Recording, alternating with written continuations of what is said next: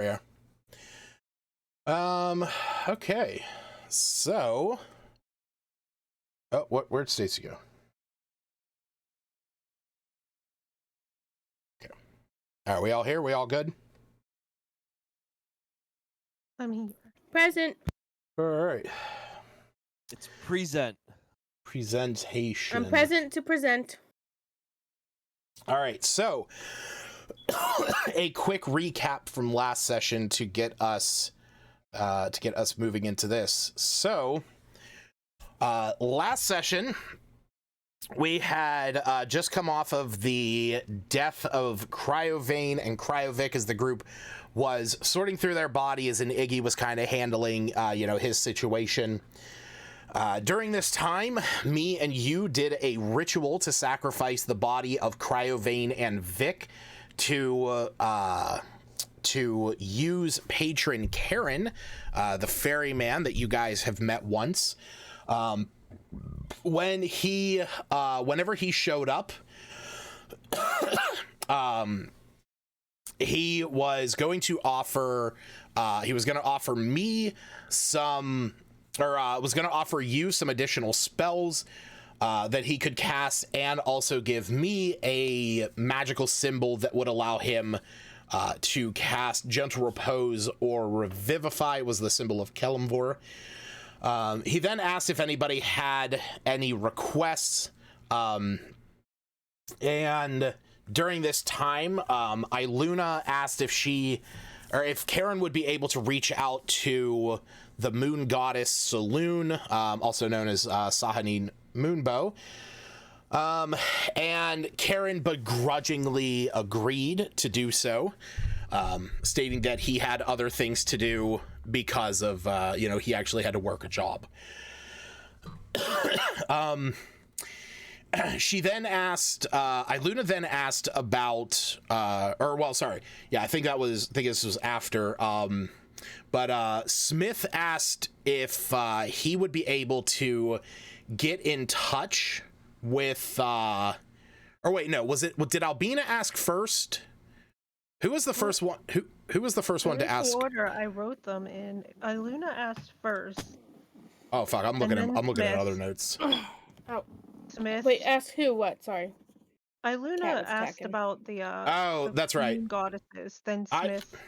Okay, so yeah, Did I even and then ask? I don't think so. Iluna came back and asked about something else. Yeah, so Iluna asked if he would be able to get her in touch with her half brother, Nirenvain, who was claimed to be who the Council of Neverwinter claimed was one of the worm speakers in the cult of Tiamat, with King Melindrock claiming that he was actually no longer around, that he was dead. And so Iluna asked Karen to possibly get him her in contact with him, and he looked through his book and said that he was not dead, that he did not have any information on somebody named Nirenvain that would be able to be contacted.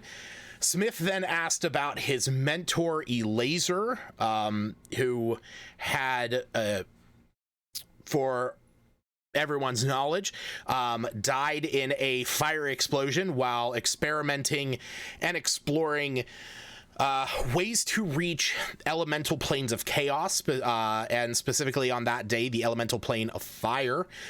And also found out that he was not dead. So that was 2 for 2 on the strikeouts. Karen suggested that he reach out to a diviner. And then Albina asked about Maggie's brother Matthias, and 3 for 3 all strikeouts. Matthias revealed not to be dead, unlike Maggie's father and mother. Seftis did not ask about anyone, and me noticed his old captain on the ferry boat and was talking to him. So finally, you asked for one final request, and that was that he wanted Skip to be brought back to life and revived. Karen agreed, but he did take away the gift of the spells from you, and also the symbol of Kelemvor from me, and did a ritual in order to put back the soul into the dead body of Skip.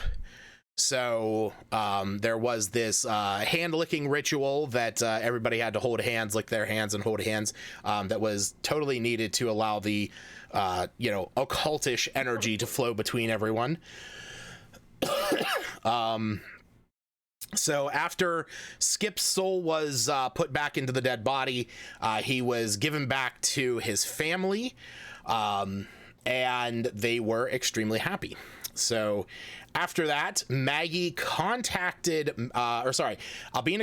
Maggie, letting her know that you guys had Bulba, which I believe that had already been established at some point, but definitely just a reassurance that Bubble's okay. Also the news about Matthias, she was able to give him. So later that night, Smith also used the scrying spell to try and scry on his old mentor Elazer, but was unable to, and Smith, knowing the limitations of the spell, understand that if he's not dead and he's not able to contact him or see what he's doing via scrying, then it is very possible he is on a different plane of existence. That night, Iluna also went about praying to the moon goddess and bathing her bow in the light of the full moon to recharge it. During this time, she was able to pass over into the Feywild, into the small fabricated pocket that exists that her family is able to access via their pendants. There, she was able to see her father, King Melindrock, and through the viewing pools was able to see her mother, Mia. So it was there that she attempted to reach out to Mia, and through the Fey connection between all of them, Mia was able to feel at least the presence of both King Melindrock and Iluna. Shortly after that, King Melindrock explained that their time there was short and that they would need to be returning, but explained that the Council of Neverwinter had news and would be in touch very soon. He also explained that he already knew that Nira Vane was alive. At that point, Iggy kind of brought her back out of her trance, and the next day, the group started heading back to Axholm. As they were heading down the mountain, they stopped off at the monastery where you guys had kind of rested for a bit, and fucking stink bugs. God damn these fucking things. I hate the winter for that.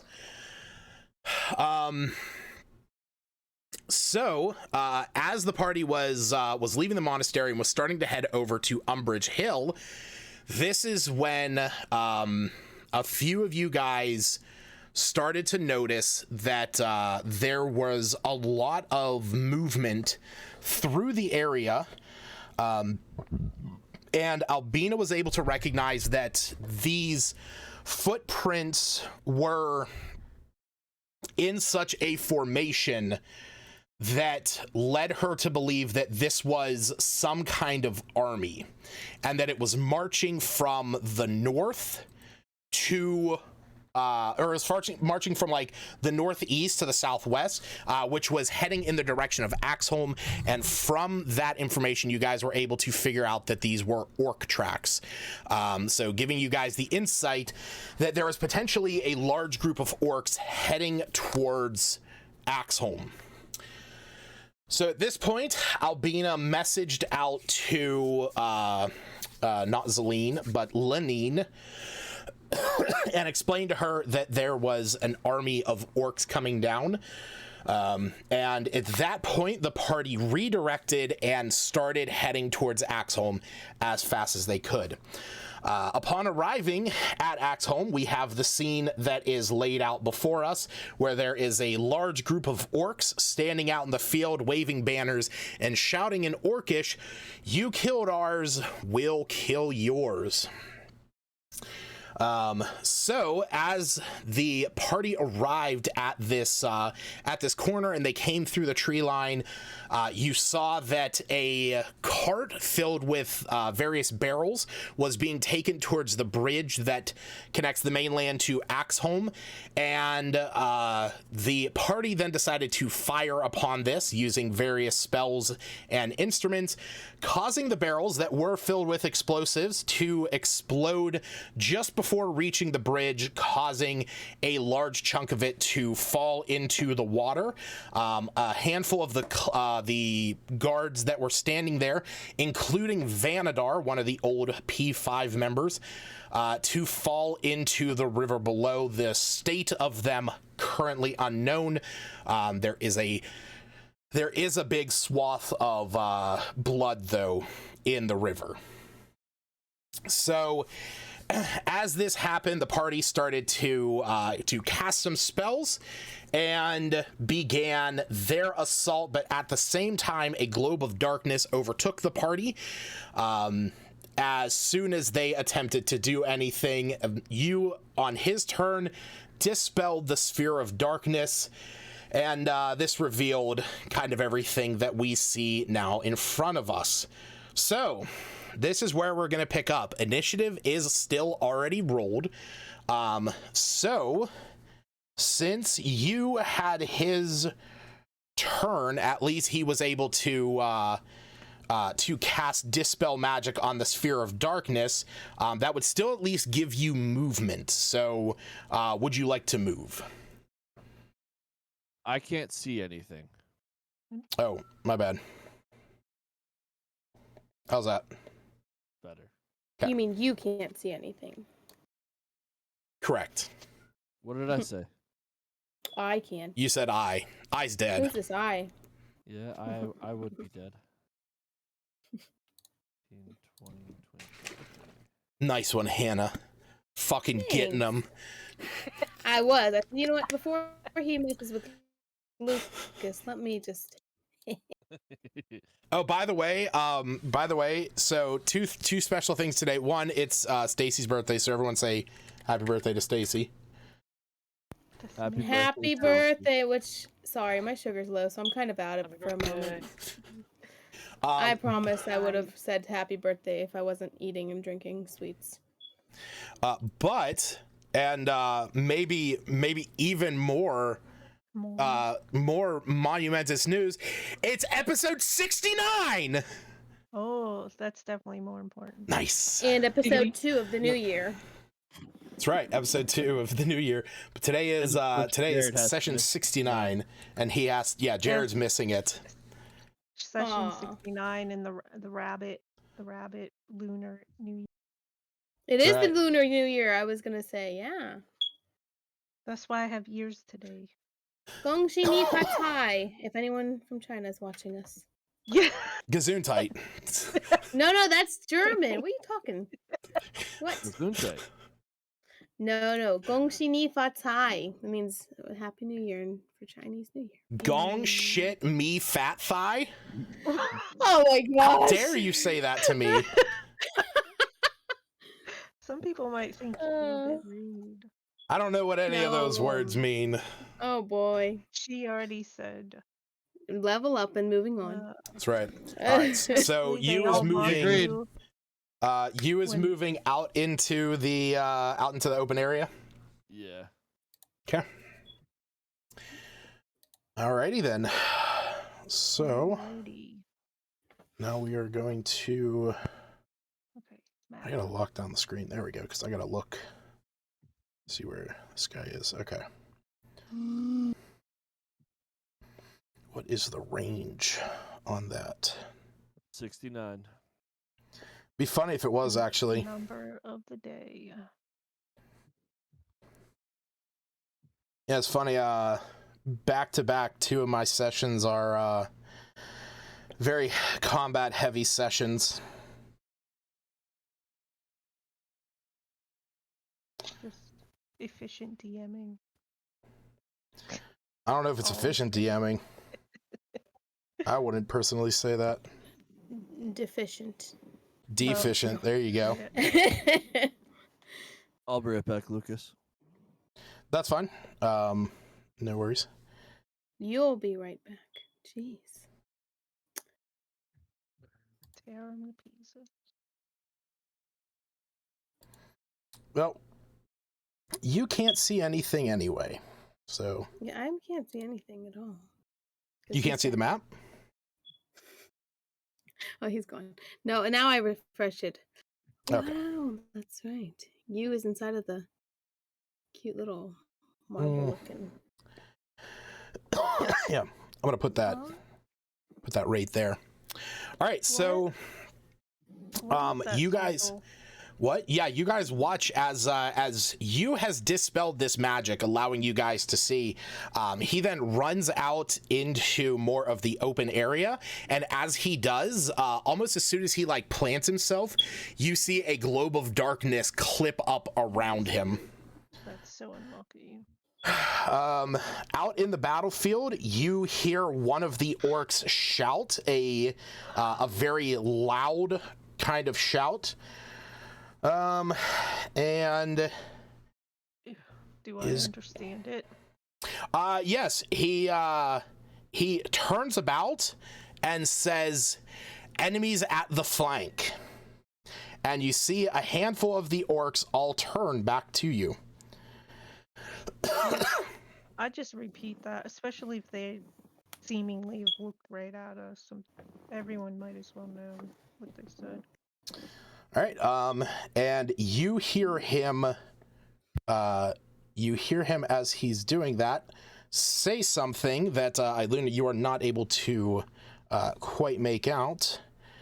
Then he is going to throw a spear, and I believe that is going to hit Iluna. Yes. No. Happy What the fuck? birthday. Good, it should miss. Oh, that's right. I never updated you. I have to update your AC. Wait, with the temporary stuff? No, your AC, not your hit points. Oh, I wasn't. Because right now you have 16. I still had you at 13. There you go. Okay, so that is going to miss. So you see him throw a spear at all of you. It is Me's turn, and Jared is not here with us today. So Me will be just doing his basic attacks. Well, great.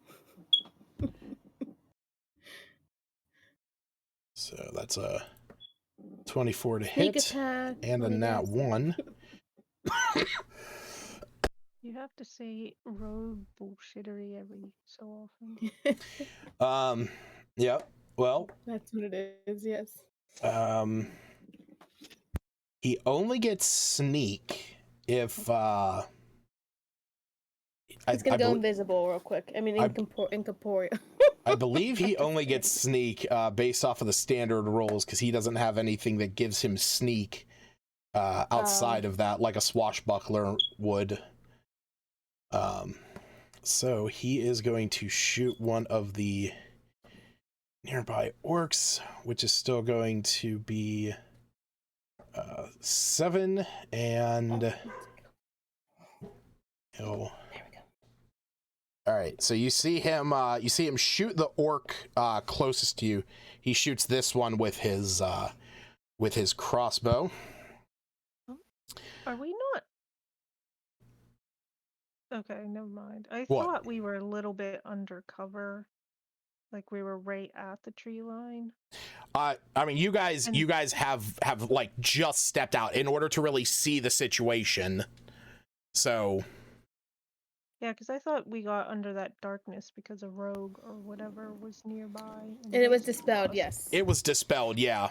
Yeah, no, I meant that saw us, but we were still in the tree Well, line. you were, but then your party also cast Fireball, Firebolt, launched a flaming arrow, shot an ice ball, I know shot they know multiple arrows. generic. They know that you are there, so Generic. there's no like. I just didn't know if they could see us all.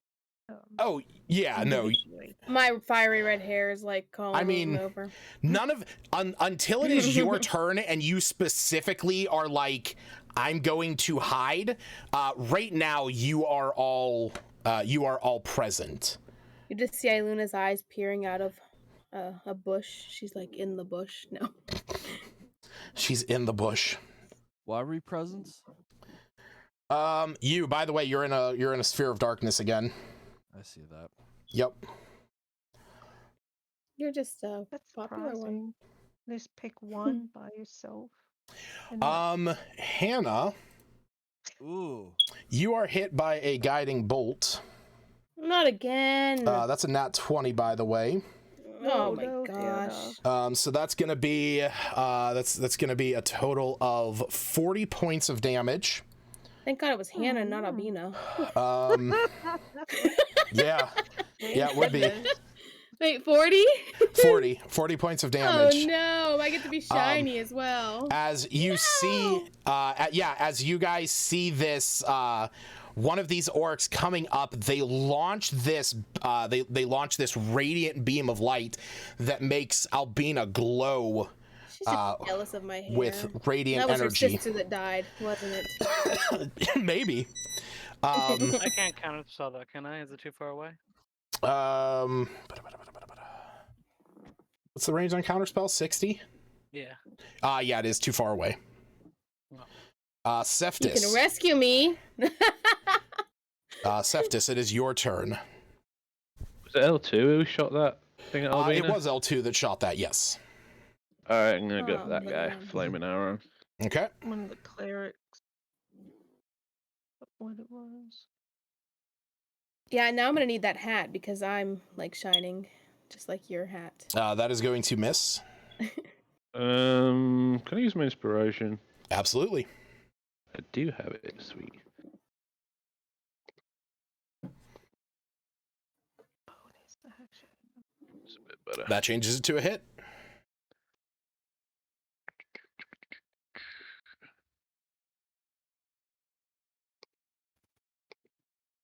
All right.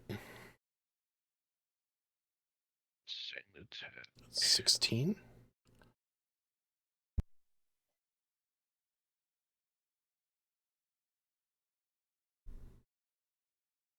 Hit. That does hit, yes.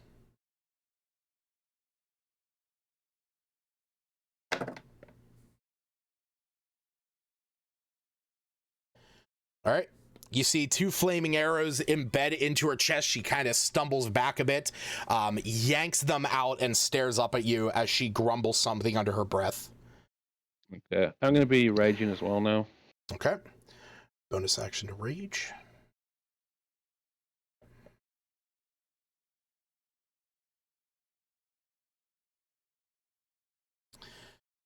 Okay. You hear some of the orcs. They shout, and you see them starting to move up closer to where the destroyed bridge is.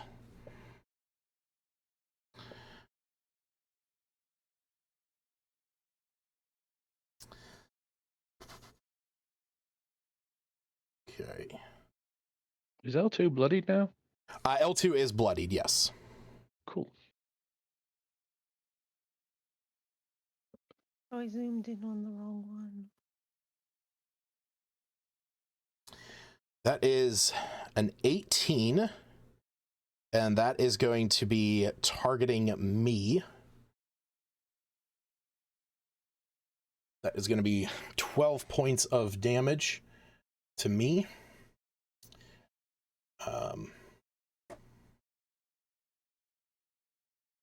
Attacker. So I'm gonna assume he would probably use his uncanny dodge. So we're gonna reduce that to 6. All right. So like I said, you see a number of these orcs starting to run up towards more towards Axholm itself.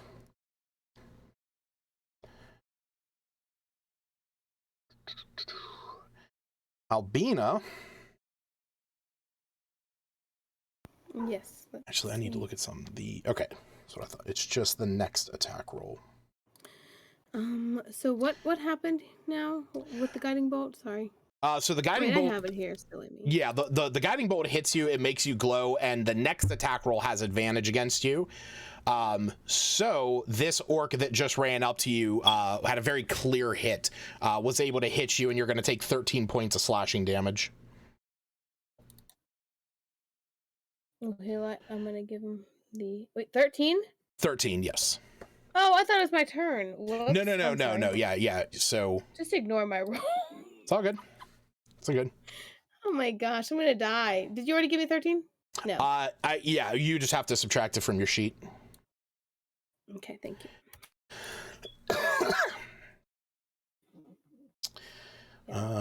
Just all right. it stinks. You guys see We're all excited. another sphere of darkness appear directly in front of Albina. Oh no. Oh my gosh. Can't see you either. So that means that anything beyond there you guys cannot see. Except through this little space right there. Now, how high up is that? 15 feet. Okay. Yeah. I was picturing some cylinder coming from the sky, like. Mm-hmm. Sorry, I'm back. Welcome back. Smith, it is Iggy's turn.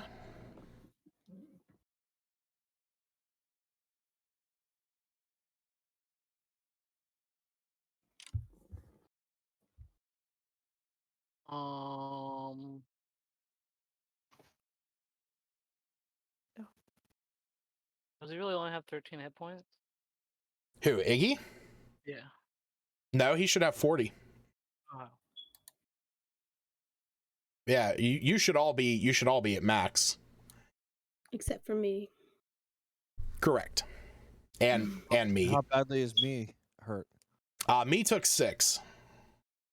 Albina took 53. Mm-hmm. Oh, More than half. Can Iggy see the people? What does Iggy see? So right now, the only thing Iggy can really see, if we do line of sight here, so really Iggy is kind of, blind to everything that's going on out there. So he would have to move up and either get up by Cephas in order to see stuff, or get in between where these two spheres of darkness are. Just sees Albina bleeding. The two spheres. Okay. And shoot a ice ball up there. An ice ball up into the big group as much as possible, hitting as many people as possible. Okay. Draw out where that would be. So just wherever he kind of has like line of sight. Pretty much, yeah. A second. Yeah, let's go with that. Okay. Go ahead and roll the damage. What is that? 8d6. 8d6. Yep.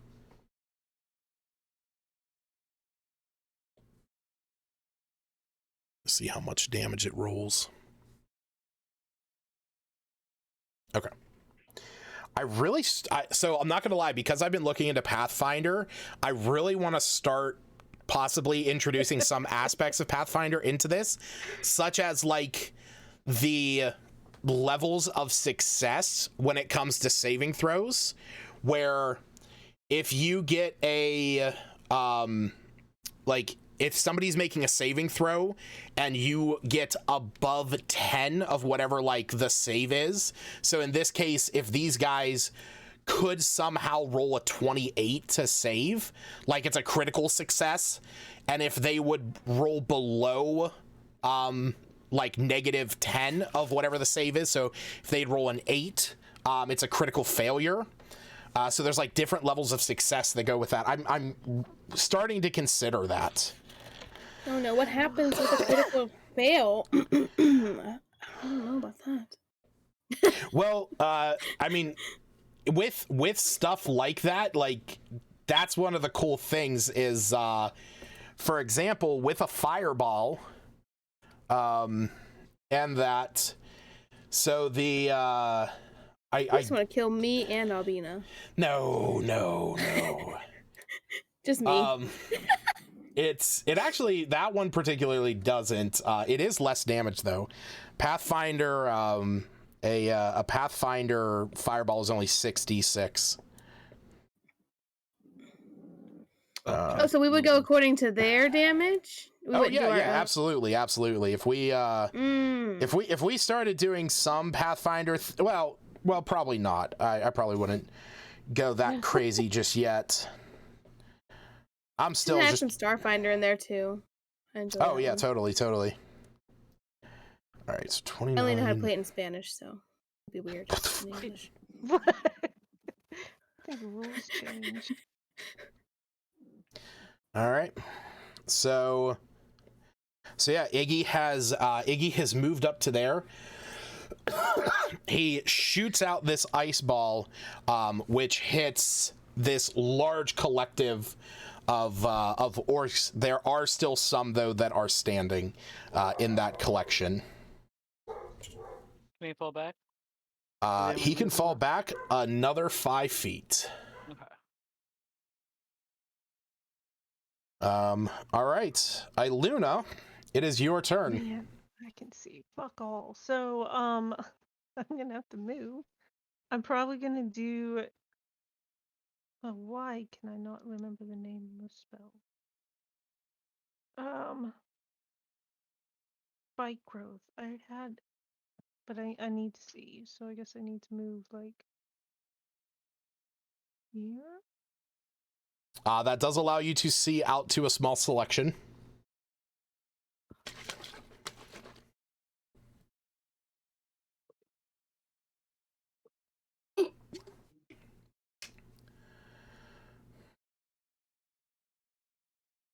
Yeah, can I get a what is it? Is it 20 foot Are you circle moving up again? further? Because Iggy is standing right where you are. Well, I guess I have to. I didn't Yeah. want to stand on Iggy. How many feet did I move? That is 20 feet right there. 20. Yeah, Okay. for spike growth. All right, so spike growth is a 20-foot sphere. Yes. Yes.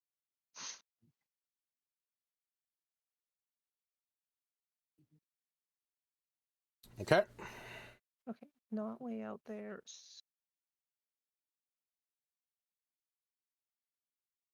Can you move it a little left? Hold on one second. To the left. Oh. Wow. You should be able to, hold on. You should be able to move that. Oh, fancy.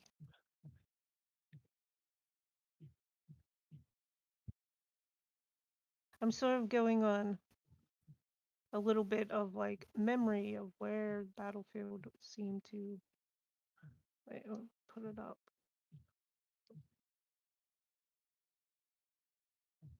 Is it like moving back? Okay, Yeah, it's going to align to the grid. It's gonna snap to the grid.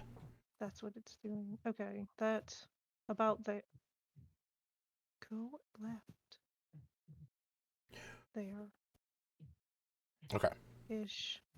I mean, if that's where it is, because you have to put it at a point that you can see. Mm-hmm. So, and that's like right where you can see. Okay. And then so spike growth's my action. Mm-hmm. Is it at disadvantage if like I ask anime to attack exactly where that person or the orc was that got Albina? Yes, because it is within her. darkness. She is essentially blind to that creature. Well, I'm gonna ask Anime to try and attack there anyhow. Okay. Just that exact spot where it was. What do I roll? Just her normal attack, but with disadvantage.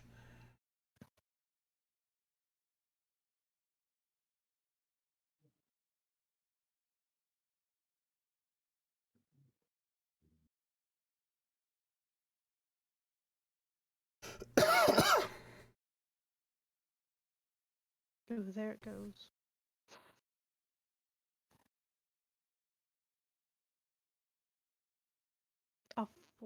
That is a hell of a disparity. Yeah, And that does not do it. so wide. I'm gonna try again. Okay.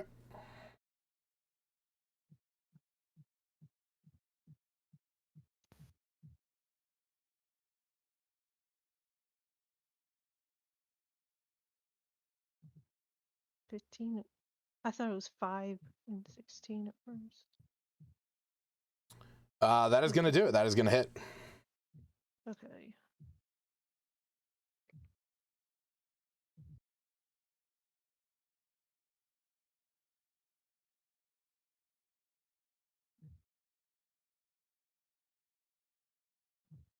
Okay. How much of my movement's left? How much of your movement is left? Like 10 feet. 15.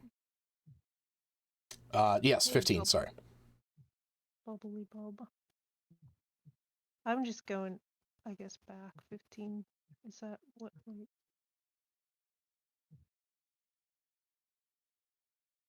I know, it won't let me go through. I'm trying to be on the other side. It wouldn't let me walk through them. 5, 10. Yeah, it should be accurate. And Anime should be able to fly back. I don't know how many feet she flew to get there. That she flew 35 feet, so she has enough movement to get back to you. Okay. All right, I gotta move that. I gotta move that spike growth to a different layer.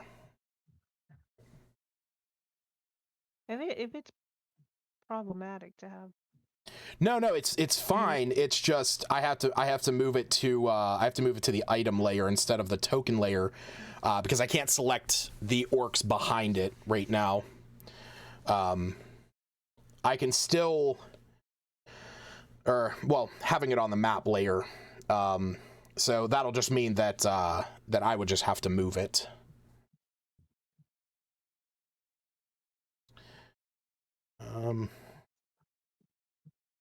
Would Luna know that Anime hit the second time? The anime hit? Yeah, I would say that she could at least let you know that that she connected. So I would kind of voice that. Yeah, like you guys hear the like Albina hears like the guttural sound of an orc in front of her like shout, and then like as soon as Anime is in there, like 2 swipes, and then all of a sudden Albina hears a in front of her, just this like the sound of a body hitting the ground. Like dead? Potentially. Like a body or something little. Like how would I notice how heavy? I mean, you would. It feels like an orc body. Like a thud. Okay. Gotcha. Yeah. Yeah. It wasn't. It wasn't. What's her name? It wasn't. Okay, that's what Anime I was or of. anything. So. All right. Yeah, Anime flew out. I just had to redraw that. You should saw her. Oh. Yeah, basically, Iluna moved up. She cast Spike Growth in front of these 2 spheres of darkness, and then Anime flew up next to you, or Albina, and was attacking something directly next to you. Got it. Half a Okay. second ago, you could see. Yep. All right. Mm-hmm. So there's that. Oh. No, I was debating using my new invisible feature. Are the orcs able to see through the spheres of darkness then? I'm guessing not. Not that you know of. Stacy, go ahead and roll some damage for your spike growth. Are they D4s? 2d4, yes. All right, so it can move up to its speed. And Cephas, this orc comes up to you, 2 swings with his axe, neither one of them able to connect.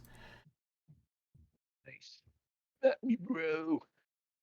Right. When does he take damage from Cephas's thing? On the start of his turn. Okay. Smith, it is your turn. Am I flying? Am I in the air? You are on the carpet. I'm gonna say at least for the start of that, you are about 10 feet up. So if you want to move higher, you can. So you can get over the, the visibility blockage from the spheres. But that would require an action, right? To move the carpet. I'll just say I'm already 20 feet. Yeah, you just speak a word though to move. I didn't think it was an action. Let me see here. Yeah. No, it is it. Yeah, so it's already hovering and flying. So that was the action. It moves according to your spoken directions, provided you're within 30 feet of it. So it's an action to make it fly. It's then just your spoken directions, which I'm going to say is free action. Nice. All right, yeah, let's move up.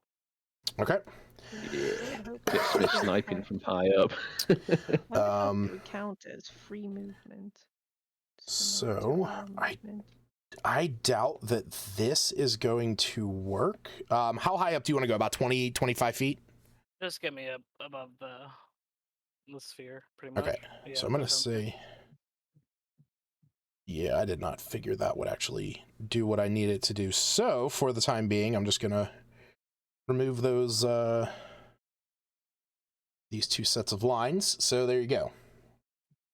Well, if I get shot or something, I don't need to worry about like falling off the carpet, right? Sorry, say it again. I don't need to worry about getting like shot and falling off the carpet. Right? Unless it would be something like a walloping arrow or thunder wave or something that actually pushed you. Okay.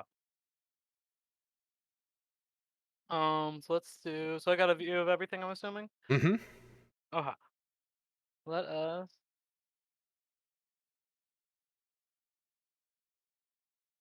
I just throw. I still have some necklace, fireball necklace. Yeah, you do I have can- beads of. I can Yep. just throw that as far as I can. Let me see here. Actually, I'm not sure. I had to put it in my other notes because I was messing with my fireball spell. Oh, that's right. I remember that. Yeah, Necklace of Fireball is that you can throw it up to 60 feet away. Alright. Can you show me what that looks like?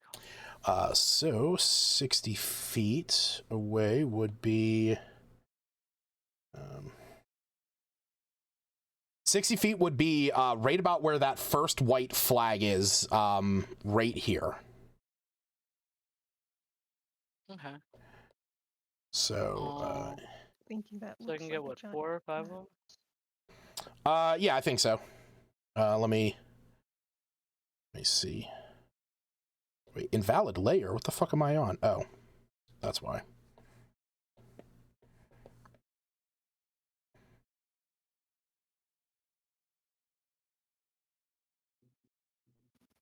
Yeah, you'd be able to get 4 of them. I Thank you. like that.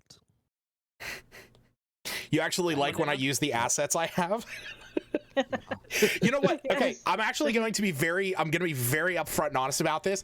The only reason why I'm using these is to fuck wizards.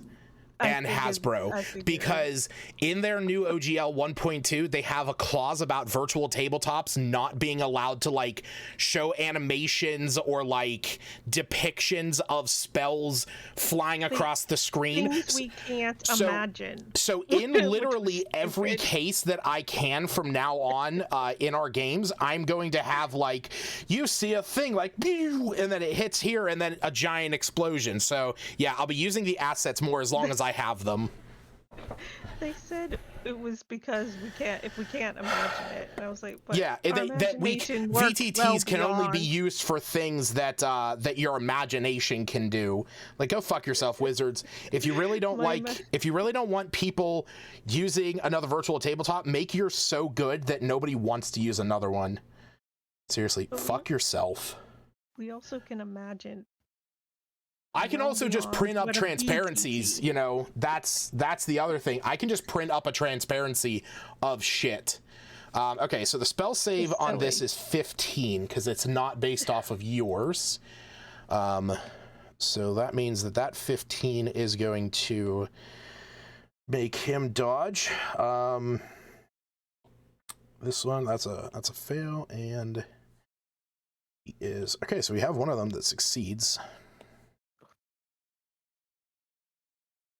So it's 26. Ooh.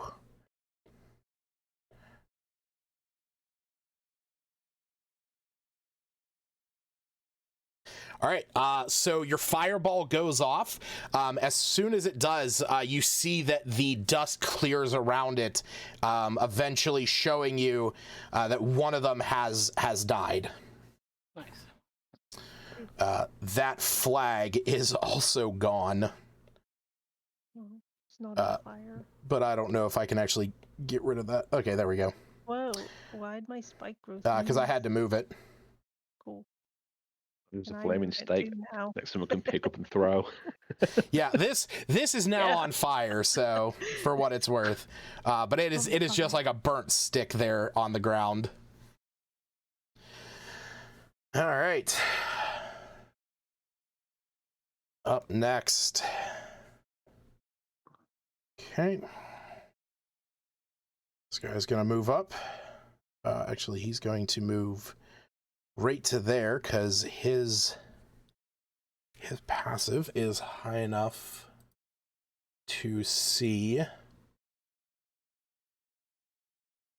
Yep.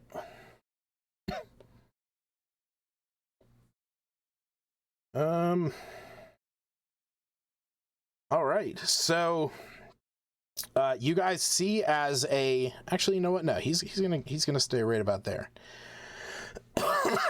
You guys see a spear fly towards Iggy, that hits Iggy square in the chest. Oh no.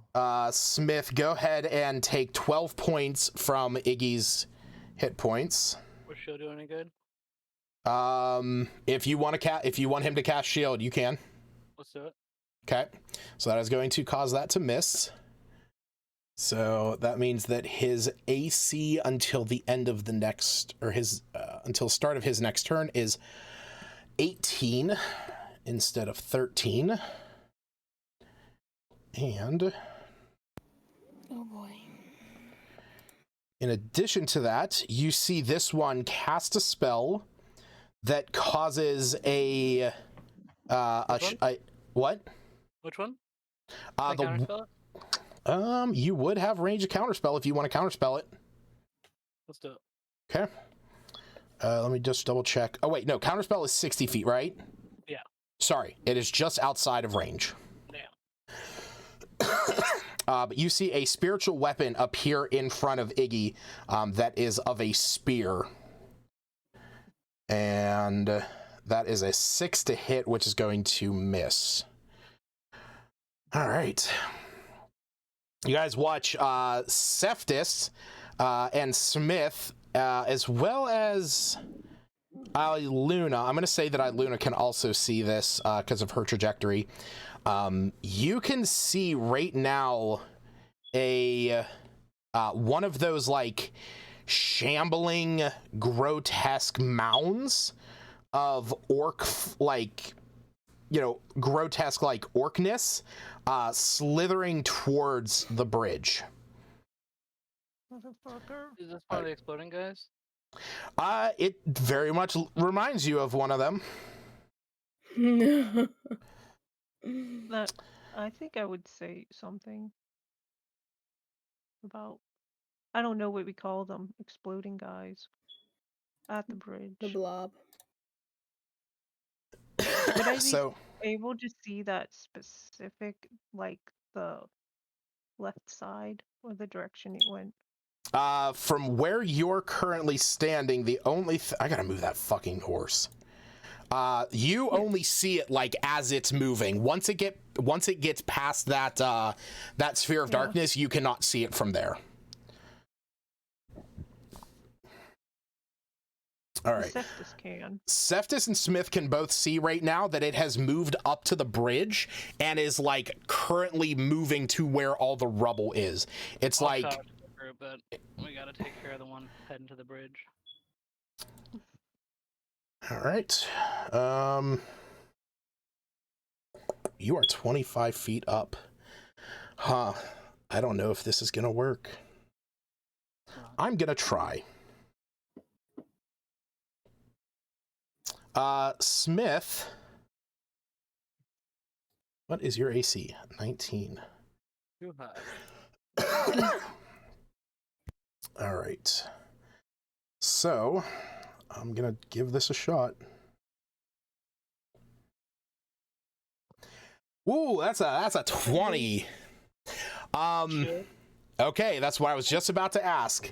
So, Smith, for a moment, you hear a bit of a rustling in the trees right behind you, and all of a sudden you feel this presence of something that's about to hit you, and you very quickly cast shield. As you look back, you can see the end of a grappling hook. And as it's pulled back, you see another one flying up to you. Fuck, So that misses. Who's shooting them or throwing them? At this point, yes, because you can see within the tree, there is a cloaked figure that you are kind of like watching that grappling hook be pulled back to. So I'm assuming with the intention to grapple me off of the carpet, ideally. yes, Okay. Albina. I don't know why you're right on the circle, but I'm just gonna kind of like move you just outside of there. Okay. So just to clarify, Potion of Healing is my action.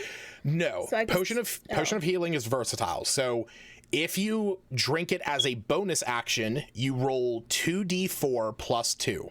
If you drink it as a full action, you just get the maximum of the dice pool. So you just get 10 hit points.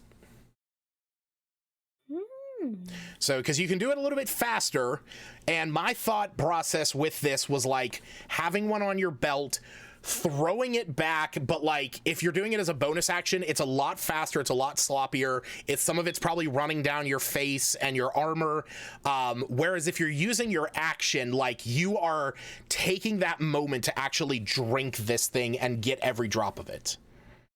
Got it. Okay.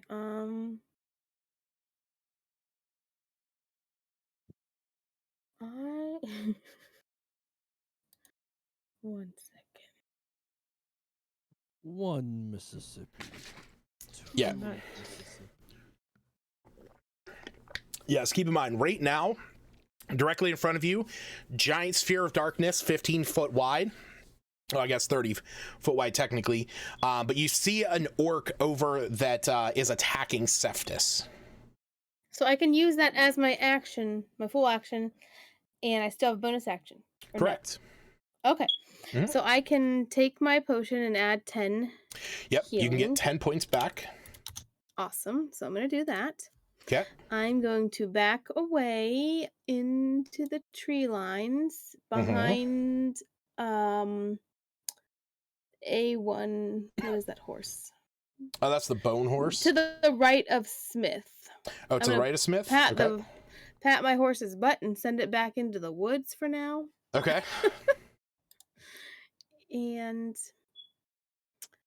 now I can I'm just gonna move cast my these spirit horses out of my guardians. way. I'm gonna just pat their butts and be like, "Yeah, move it." Yeah. Just to help you out there. Appreciate it. And I will Yeah. get my my spirit guardians at a 3rd level. 3rd level. And I'm gonna let Smith know, like, hey, all right, I can see you. We're all right. All right. And they know not to attack Smith. Yeah. I think at this point they Unless know he gets who Smith cheeky is. with me. Right. No. And that will be my turn. All right.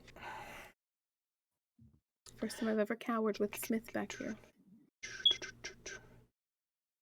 Smith not cowering.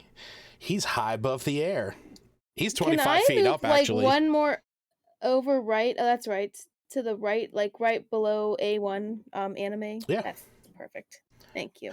I was trying to kind of cover most of my. Oh, Iggy's not even covered. Well, that's okay. No, Iggy is right there, like he is the front He's man. like, what is that? Yeah, like anything that wants to attack you guys knows to channel it like right where Iggy is. I know, poor Iggy. Poor Iggy, indeed. Or Iggy. All right. He's having- I'll just like say to him in Trying to Goblin, be hey, get a heroic. little closer into the Spirit Guardians, buddy. since he felt like he didn't do enough Oh, for some no. reason. He built those ice walls, but you know. I know. It's like, Hey, I know. Luca. Hey, buddy. So is you able to move in and out of the darkness? Yeah. It doesn't impede movement. It just impedes vision. Okay. Yeah. Don't Yeah. trip on those rocks. Yeah. Don't trip on those rocks, though, because guess what? There's another sphere of darkness there. Are we unaware of where these spheres are being cast from? This is getting obnoxious. Yeah, we wouldn't know. I mean, right? at this None point, of you us cannot noticed. see where they have been cast from. Good, right? So, Or no? sorry, say it again, I can Smith. see where they're being. I can see where they're being cast too, right? You can see that you can see where they are being cast to. It's Because we just can't see I from had there, right? I had rolled stealth for these characters, and their stealths were not lower than anyone's passive perception. So unless Yeah. Smith is the only one that could do this, unless Smith actively made a perception check to try and figure out where they are and beat their stealths. That would be the only way. Now, keep in mind, because they beat everyone's passive, that means that they have at least over a 20 on their stealth, because Iluna has the highest passive perception at a 20. You know what? I'm leaving. They're hidden and like cloaked and Do they not need to roll that every time they like make an attack or something? Nope, because unless they attack you specifically, they have taken the hide action. Yep. Always has to be you. Everybody attacks you. That's right. Did not mean to draw that. Iluna, go ahead and roll 2d4 for me.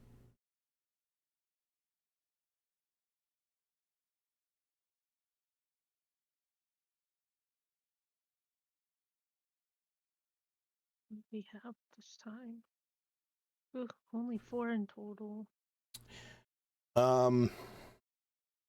Smith, I am just going to put you right here, only so that you can see more of the map.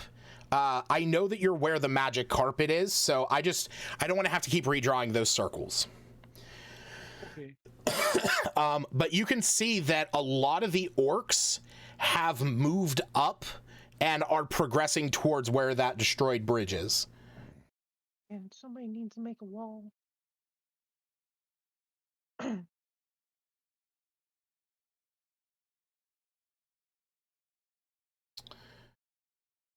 right.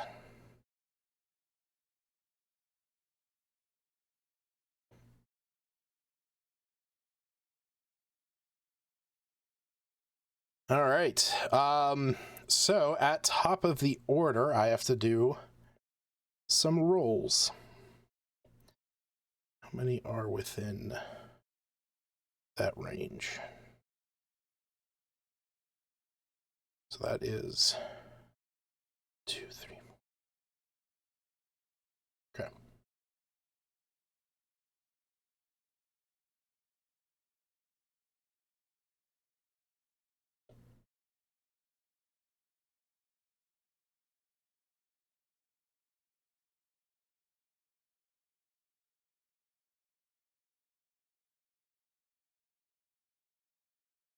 Quite a few wolves.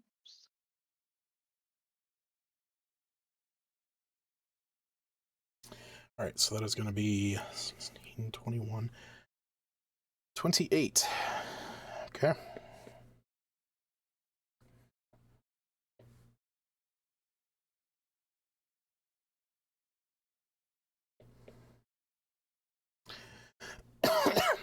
Smith, you watch as these orcs, the one in the very front, shouts something in Orcish, and then you see all of them throw javelins across the destroyed bridge, peppering the guards on the bridge. No. What did they say? I'm going to say that just like from over there, you can hear this fire. And then Smith sees them throwing javelins across to the guards that are still standing. The guard's not in initiative. The guards technically are, but it's basically a back and forth between the ones that are progressing and these ones. So, because that is the point at which they will get theirs.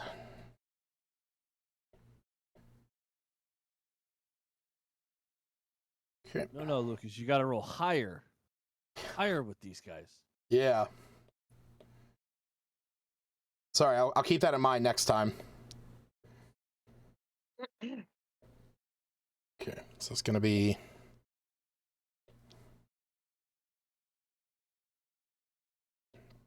All right, you see with this volley, Smith, you watch 4 of the guards on the bridge fall to their death, fall in death.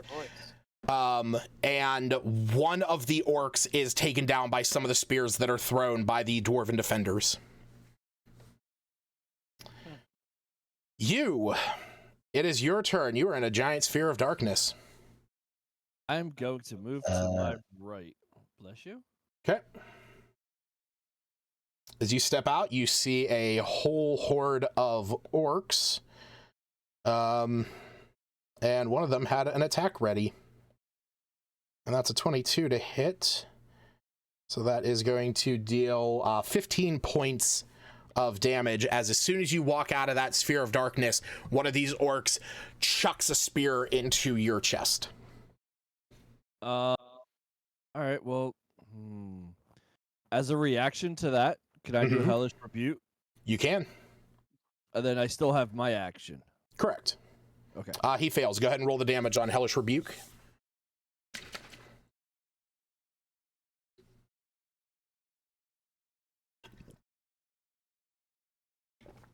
All right. 39. You see that flames erupt around him, the familiar bluish flames of Karen, the ferryman. But as soon as they clear, you've used this before, and almost every time that has ended an enemy, he is still standing, not bloodied. Okay.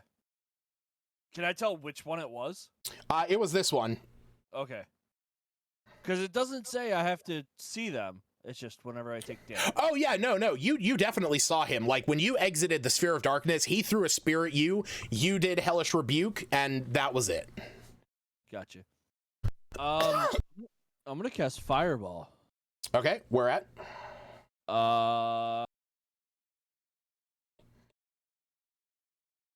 As whatever I can get from here to as much south as possible. So whatever you can get to there and as much south as possible. Yeah, so him and like at least these two, and if I can get one of those. So, let me see something. Am I beyond 150 feet? Oh no, I was thinking it was 120. Yeah, so if you did it there, you would hit those 5 that are within that area. All right, let's do that. Okay. Go and roll the damage.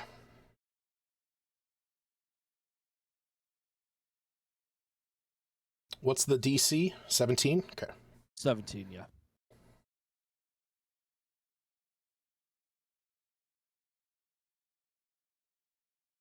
Fuck.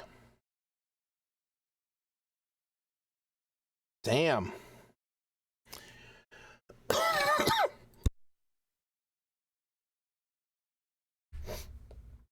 All right. Massive fireball goes off. You see a lot of these orcs perish in the blaze. This one up front, you see that it explodes, sending a caustic goo spraying in a circular pattern around it.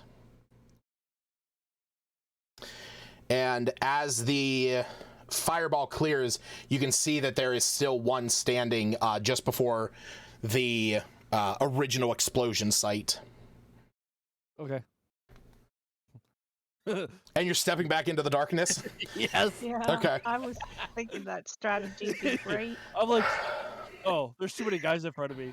I'm Yeah. gonna go run away and hide. Gotcha. I considered the same thing. Like, I'll run through it, attack, and pop. Like, back if there in. wasn't guys in front of him, he would have stayed out there. But no.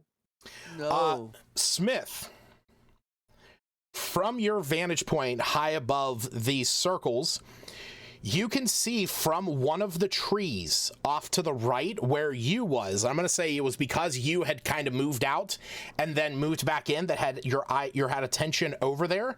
You see another one of these hooded figures jump out of the tree and rush into the sphere of darkness. You hear a voice as you enter into there that is just this like laughing, chuckling sound. And says, "You idiot, now you're in my domain." Ooh. As he is unaware that you have devil sight.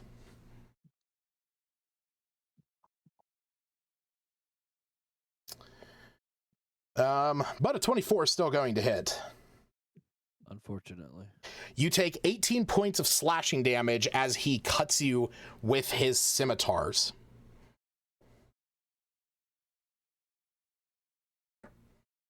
Okay.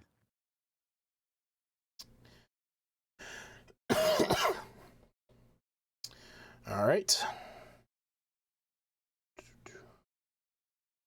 Go. And How many did he run through? he didn't actually. He has a high enough passive that he sees through the illusion. What? The spike grows? Yeah, so it's that it's with spike growth. It's that so a creature can make a perception check against your DC to recognize this. He has a very high passive perception. So same gift that I would give the just like well the same gift that I would give the players. If you have a passive score higher than what you roll, you can just take the passive. So against that spell, he can just already see where these rocks are.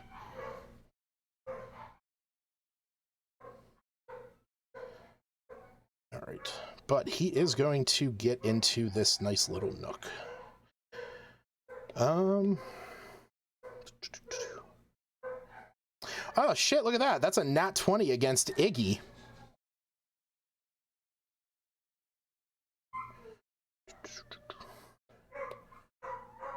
Not cool, bro. Yeah, sorry about that. But it's not a ton, if we really think about it.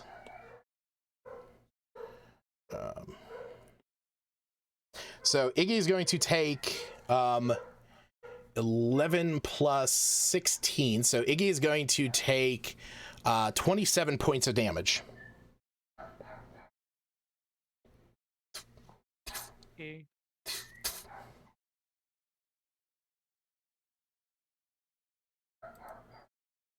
What's how many hit points is Iggy at right now?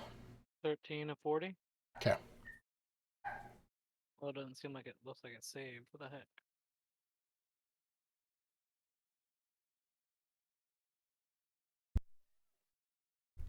All right. Can you do something? Because it's not saving for me. Yeah, let me see here. I'll be right back. All right. So you said he's at 13 right now? Yeah, there it goes. It worked finally. Okay. Or wait. Oh, that's right now. Yeah, he didn't take damage before because of that. Yeah. All right. So, I don't believe me has any means by which he can see through magical darkness.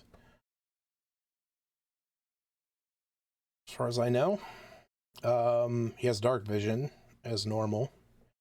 Yeah, so I'm going to say that that me is going to run up around and is going to attack the orc in front of Cephas using his Acheron blade, which is a 28 to hit. Deals 3 damage on the first, or 8 damage on the first, another 28 to hit, and a total of 19 points of damage. Granted, he would have got sneak, but it was more than enough to kill him. And then me is going to move there so that he can have at least some range on what is going on. All right. Smith, you can see that one of the clerical orcs has moved up into the center of the battlefield. You can see that she's beginning to cast a spell that is bolstering some of the orcs that are out there. As you can see them kind of like rejuvenate a little bit. Cephas, it is your turn.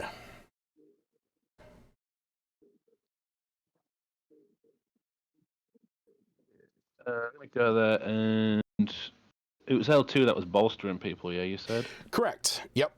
Yeah, and you that's can one see. that's bloodied, yeah? Yeah, as soon as you step out there, you can see that she is the one, like she's starting to cast a spell on these orcs, and this is also the one that you had attacked before. Okay, same thing again, then flaming arrow at her. All right.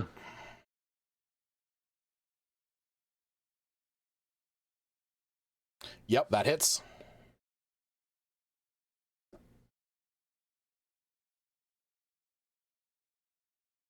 Okay. As soon as this lands, you hit her in the side of the head. She goes silent, and you see that the the spell fades from her hands. Nice. The one that was the one that was caught up in the fireball. That's still standing, yeah. Yes, the one that is right here, indeed. Okay. I will take a shot at that guy as well. Okay.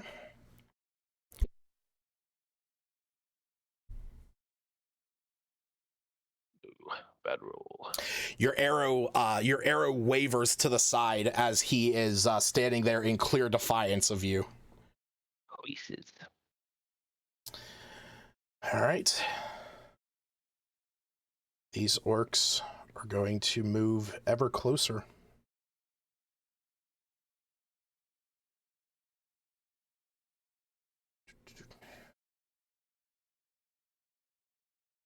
Stacy, go ahead and roll 2d4 for me.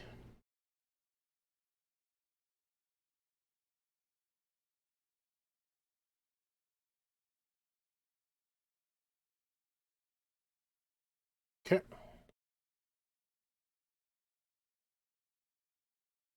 So that's a 15 and a 19 to hit Iggy, which means both of those hit.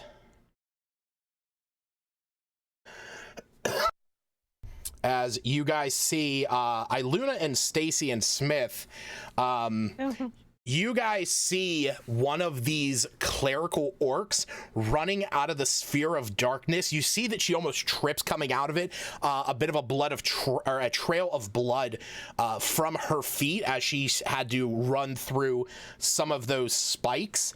But as soon as she gets within range of Iggy, she goes in and attacks him with 2 claw attacks, dealing 15 points of damage. Iggy is down.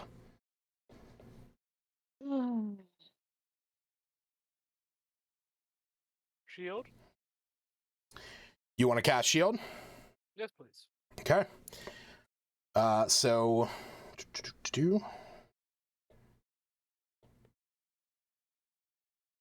that would be the one would still hit. So he is still going to take 10 points of damage.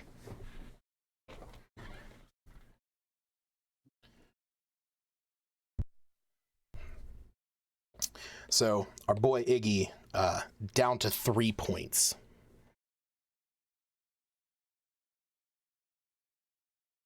Okay.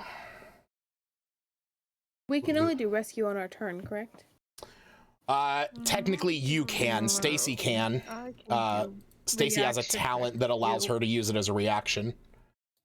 Oh, okay. That's why I was thinking it was a reaction, because she does it as a reaction. Gotcha. Correct. Whoa, it's pretty new.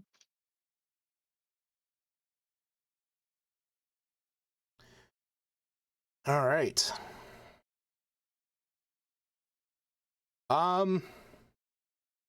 Cephas. As you are standing there, you see one of the spheres of darkness disappear off to your right. As soon as that happens, though, everything goes black.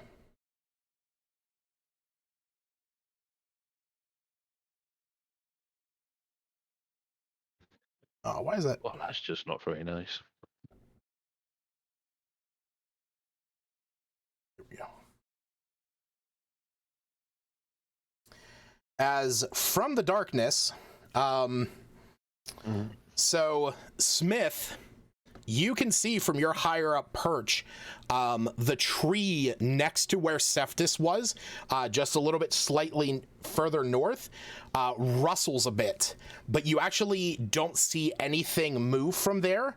Cephas, though, you hear something move up quickly behind you, and you feel blades in the air going to slash at you, with one of them hitting. With your resistance, you're going to take 9 points of damage. Oh, wait, actually, that should have been made with advantage. Okay, yeah, that second one still would have missed.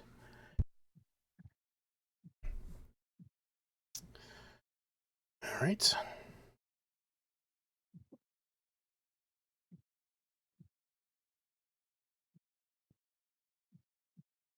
Okay. And this one is going to move up. Smith, it's Iggy's turn. There is an orc cleric directly in front of him that has just like reached up, grabbed him with her claws, and is like trying to eviscerate him.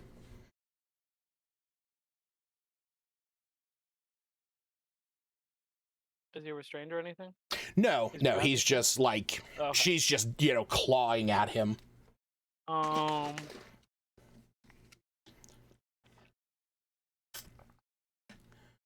let us do. I think probably a wall of ice. Wall of ice. Interesting. Okay. But I'm trying to debate. Let's see here. I'm debating between a circle and a line.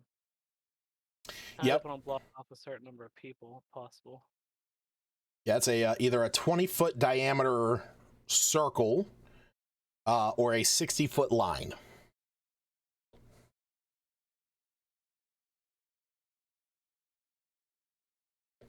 Let's just do a line. Should just do a line. All right. Where would you like it? Let's hit like the three. Can I hit like the 3 guys up top, having to go like horizontal on the screen? Slightly diagonal, kind of. Oh, you mean Okay. up by the bridge? Yeah. Oh, okay. 013 at 020 maybe. Okay, let me see what we got here. I gotta get rid of that crater. It's not really serving any purpose. It's just getting in my way. Also, I'm just gonna draw a line on where the bridge is fully destroyed at this point, or is not just rubble.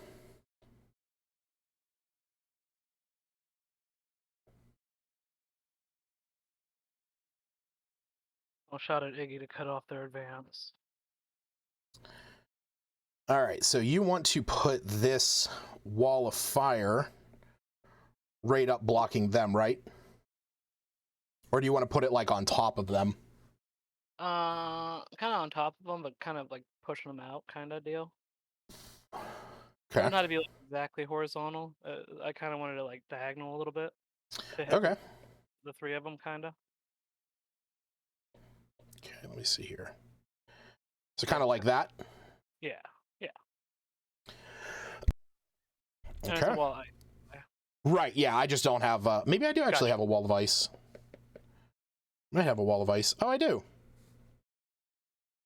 A bow. There we go.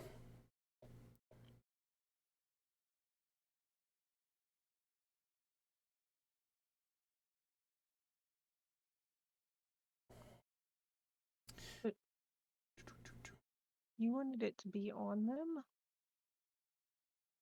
I like that, yeah. It should kind of hurt them from the side, right? Yeah, because it functions similarly to a, so if the wall cuts through a creature's space when it appears, they're pushed to one side and they make a dex save. So if it's right on top of them, they're getting pushed back. Yeah. And then they're gonna take that damage. Let's do that. So, all right, go ahead and roll 5d8.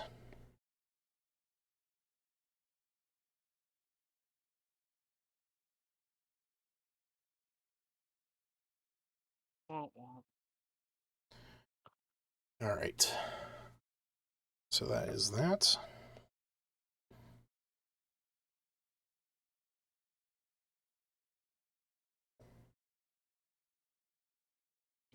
Oh, well, still.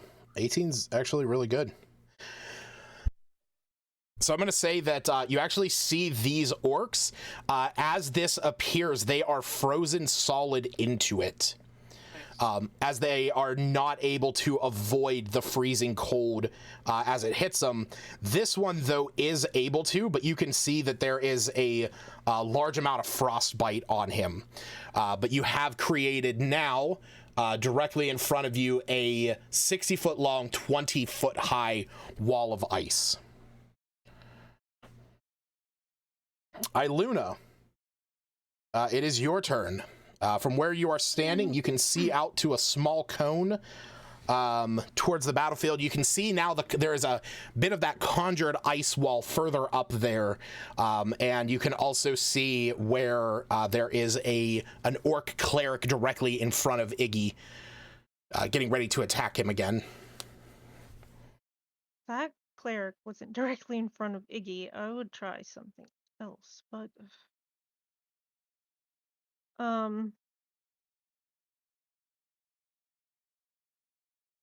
yeah, I'm gonna use my bow at that cleric. Okay. Let's use a star and attempt to blind it. Oh, the little charge box worked this time.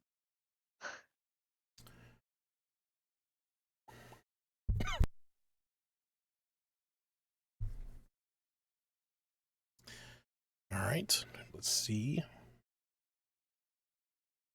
Oh, I do have double sight. Yeah, I know. Wow. A 19, so close. All right. Well, that is still going to hit.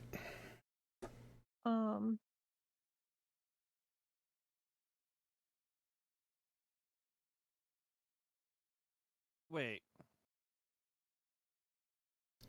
But So if I'm inside of this, can I see through it?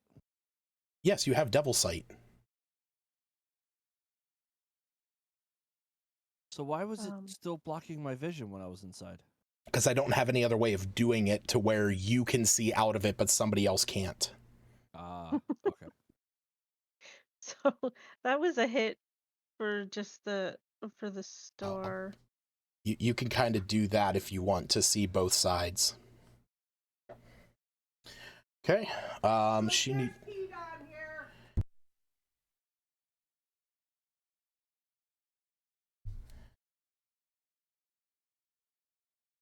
All right. So she is going to save against being blind and is going to take the 9 points, but she is still standing.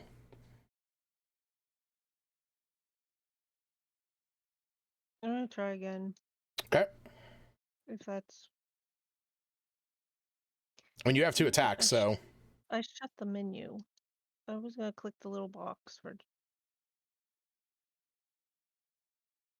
Ew. 14, is that a bit low? 14 hits. Sorry, I have a bunch of menus. I keep clicking on the bow and it pops it up. But I was gonna try again with the blinding. Did that? No, she succeeds once again. God damn it! All right. I'm trying. You hit her. Gosh, She is. darn it. She is still standing.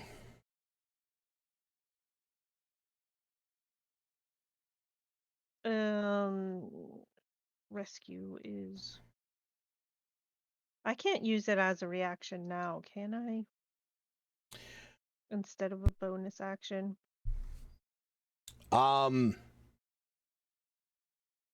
It is not technically. I never actually had a. I never actually had a stipulation of it to be like a trigger.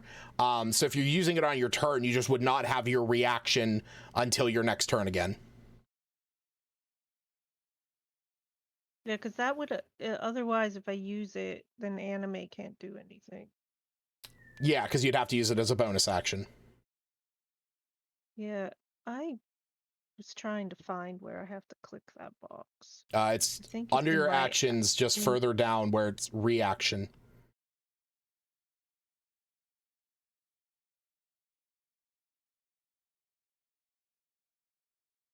Yeah, I think I want to pull Iggy back a bit to safety. Okay. As long as he's willing. I would say behind me, like maybe even in the tree line. Well, he has to be within 5 feet. Yeah, he has to be within 5 feet of you. So yeah, there at the diagonal where you put him is. Okay. And then anime can do her 2 attacks on the same one. Okay, go ahead and roll the attacks. Just roll the attacks and the damage. I have to run downstairs real fast, so just go ahead and roll the attack and damage. Okay.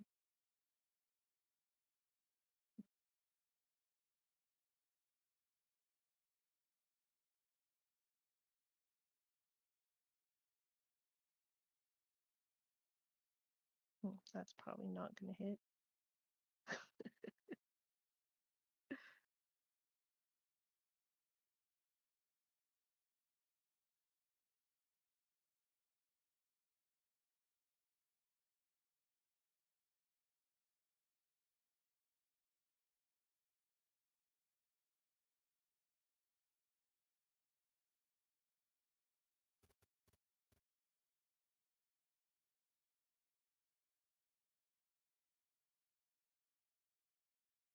Who left? Hannah. Oh no. Welcome back, Hannah. Yeah, everyone was frozen. I couldn't hear anything, but I didn't realize Lucas wasn't there for a second. Nobody was Yeah. talking. Oh. I was like, oh man, Yeah. I got kicked out. Let me go back in. No. I'm pretty sure my first one out of 9 wouldn't hit, so I only rolled 1 damage. Well, hey, I would just roll second damage just so that you'd be like, well, I What? didn't know if a 9 would hit or not. I wouldn't It can't use get that any weak worse than an 8. So damage. I meant the. no, I know what you mean, but I'm just saying. I'd just be like, I They're didn't up know if there. a 9 would hit or not, so I just rolled damage anyway. All right. He's back. Quit talking about him. It's okay. I told them, Lucas. Told them to quit talking about you. Yeah, thanks, Hannah. I'm Gotcha, disgusted Hannah, in what I happened. don't know. I thought you were talking about him, Hannah. You're right. He is the most amazing game master, dungeon DM master, of all game master time. in Pathfinder. Sorry, that's why. Yeah, GM and Pathfinder. You know, the funny thing is like, I do consider myself a dungeon master, but it's like, with everything, I'm like, should I consider myself a game master more now? Because dungeon master is like a copyrighted term. Chicken. You Okay, can't so do that because then I can't say that you're my can't. favorite They game cannot- master because my They boyfriend's the cannot game master. copyright dungeon master for other reasons. Okay, so luck one of with those that. hits, it's going to deal 10 points of damage. This cleric is not looking too healthy, but is still standing. Okay, yeah. We were kind of gonna retreat so I can make some kind of plan. Retreating's not my favorite thing to do, but Okay, so where are you can't retreating see to? it. The tree line. How far? Oh, like As far as your feet will carry you? not that far. Like 10 or 15 feet inside the tree line. So there is not much cover there, so you would get a little bit of cover. So I would give you that you would have half cover, which just basically bumps your AC and dex saves by 2, unless you were to move like at least 30 feet back in. I don't want to be that far away from whatever's going on. Okay. I'm semi aware of what's going on. Yep, because that is one of the things. If you are that far back, you do not have situational awareness. Oh, no. Okay, so yeah, like I said, I will say that you have right now half cover as you are a little bit further back.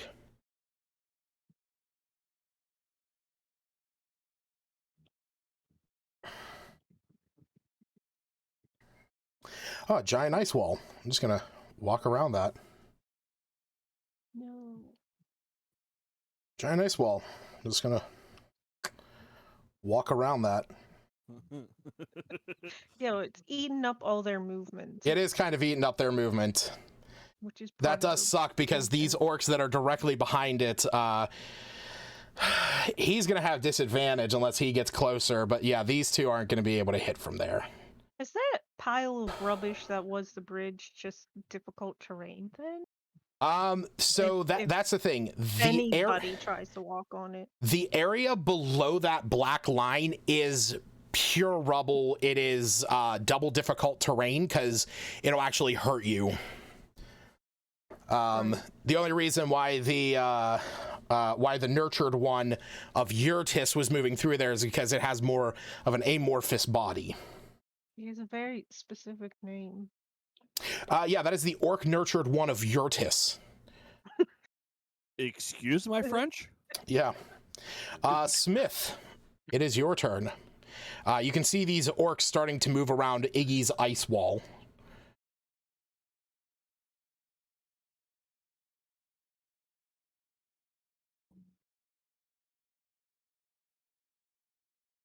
Is Iggy back by Luna now? Yes. like? So yeah, Iggy is back here, right next to Albina within her aura. Okay.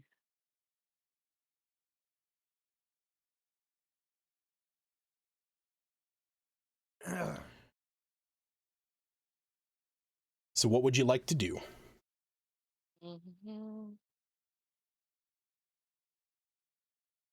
A man of many fireballs.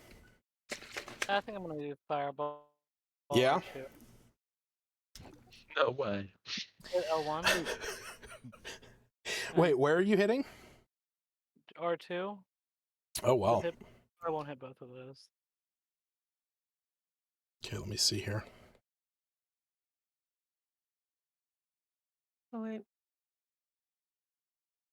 I forgot you put Smith out there. I was like, why did he wander into the...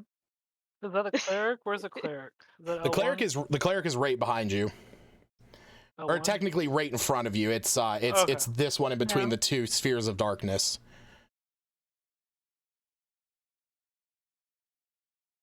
I will do. You said the cleric's almost dead? Yeah, the cleric is not looking healthy. How about C2 and R2? Sorry, say that again? How are the other guys looking? C2 and R2? I mean, R2 is looking pretty healthy. C2 he's hanging in there. Hey, Lucas. Hey, buddy. Where's D2? Shut the fuck up. That took me too long. It took you way too long. I think I'm gonna use hold person Oh, okay. on.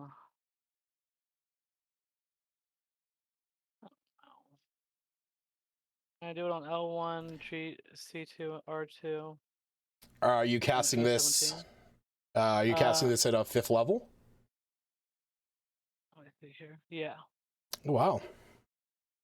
All right, so name your targets again. Actually, let's just do 4th level. 4th level? Let's okay, so do 3 L1, targets. C2, Okay. and R2. C2 and R2. Okay. So wisdom saves. I got to beat an 18. Okay.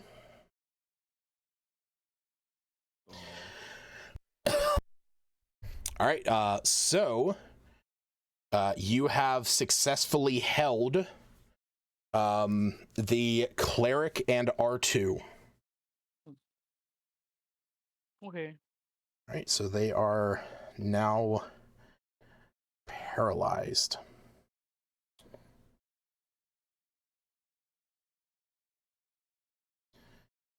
So I always forget what paralyzed is. Automatically, any attack can't. It's incapacitated, which means it can't take actions or reactions. Okay. Cool. The attacks get advantage on them. Yes. Sorry. Yes. So paralyzed makes it so that they can't attack or react. They also can't speak, and they automatically fail strength and dex saves. Attacks against them have advantage, and any attack that hits that is within 5 feet is a critical. Nice. Ooh. All right. So you are back on your flying carpet. So I have to math something out. That's what I was hoping for. Shield? Huh? Good. Nothing. Yeah.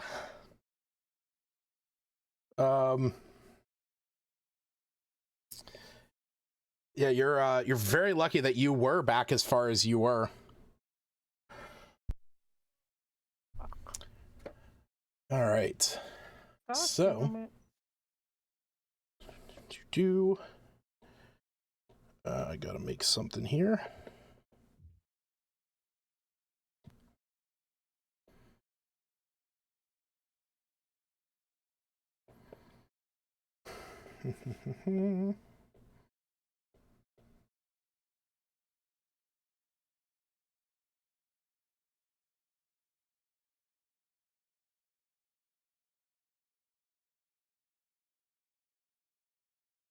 How's everyone doing tonight? Yeah? Feeding my face. I just had a cookie. What kind of After the cookie? donut. I had a donut too.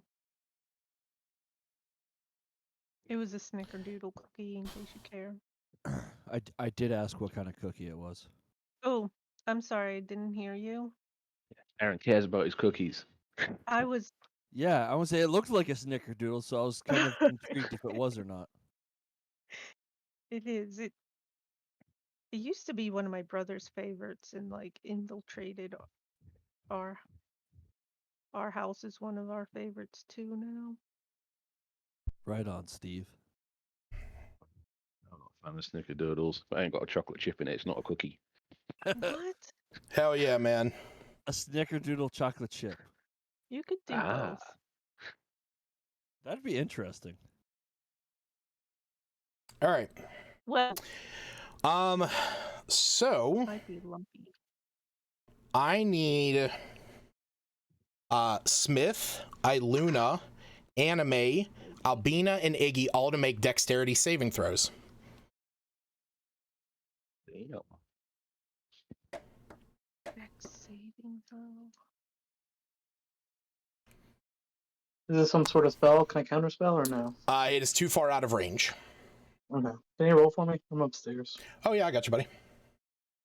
got Dexterity 15. save. How do I roll Iluna's dex save? Or is it Click. the same as mine? Iluna's or Albina's? I mean, or Anime's. Or anime, I'm sorry. It's a +3, so it's she doesn't have a modifier to it. So it is just going to be a +3. So, Smith got So a D20 +3.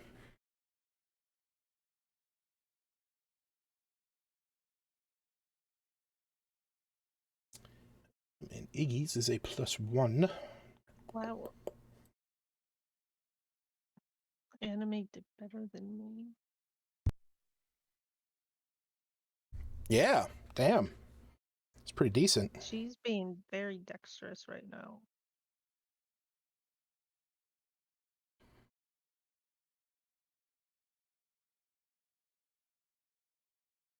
Making her wings come in handy. All right. So Oh, boy. the only person to save is actually Anime. Thank goodness. So everybody within everybody that I just stated, you can all see out to where this one orc is. You can actually see where this is going on. But all of a sudden, you guys are enveloped in a giant cloud of shadow that feels as if it is drawing the life essence from all of you. So while this depicts a fireball, this is a shadow ball. You are all going to take 36 points of necrotic damage. Hold on. This is a necrotic spell? This is an evocation spell. It's not necrotic? It's not a necromancy spell, no. Oh, so I got advantage again. Oh, that's true. Yeah. No, it is it is an alteration on evocation, so.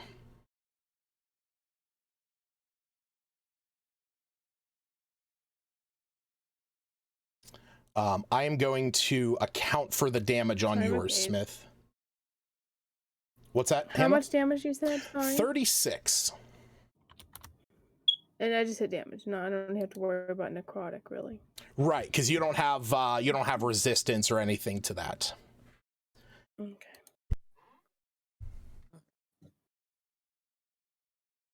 Okay. I don't think I've had temporary hit points in a long time, and I wasn't sure how they subtracted, but it did it the way I expected, so. Yeah, it just takes them off the top. But no damage to Anime then? No, she takes half of that. She's going to take 18 points. of necrotic. Ooh.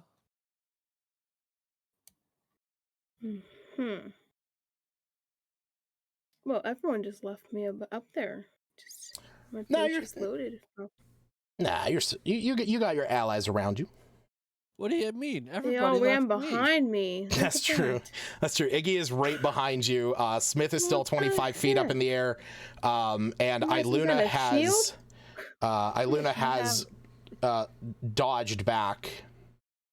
Here, Iluna, you take the hits, then I'll heal you. That's or Albina. That's what they're saying. Yeah, Iluna listening.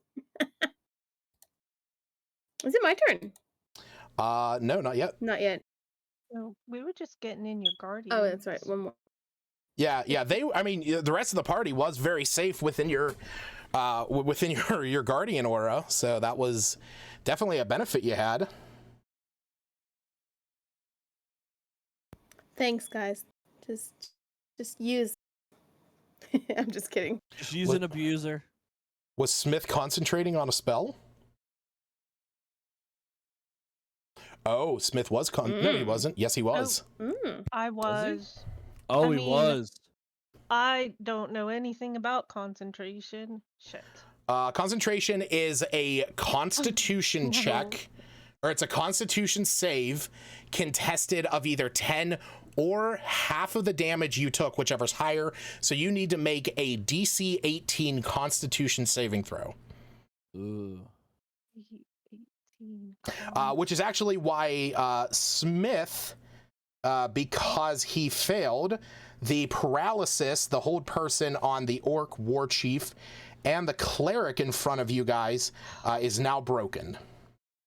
And also the Golly, guys. spike growth is also gone.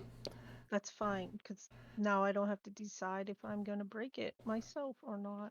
I was already thinking about Decisions have been made for you. it. That's right.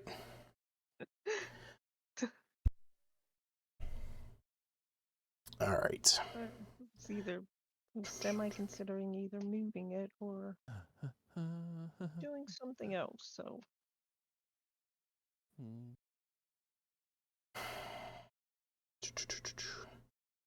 Shit. Do I want to do that, or do I want to do... Always go left. Whatever's your left option. No.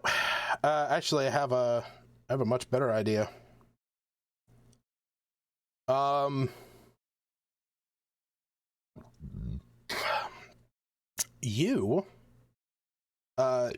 You realize that you are no longer in a sphere of darkness anymore.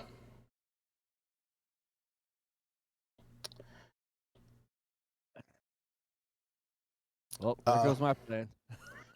But you see behind you that a sphere of darkness is now covering Smith, Anime, Iluna, Albina, and Iggy.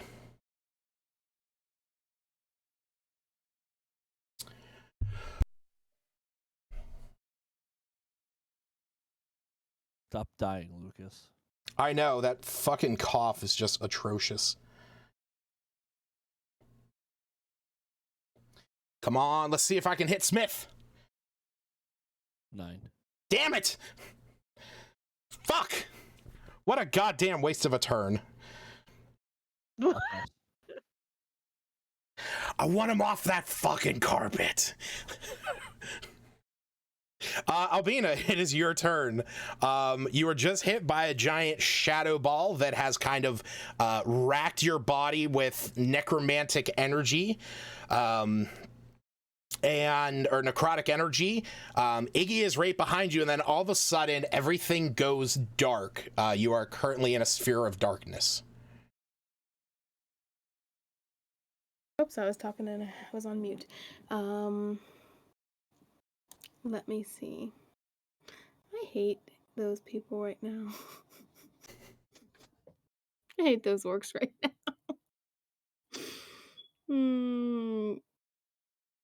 Oh, is One second. never mind. Necrotic damage isn't an elemental damage. No. Why are you saying, like, in regards to absorb elements? Yeah.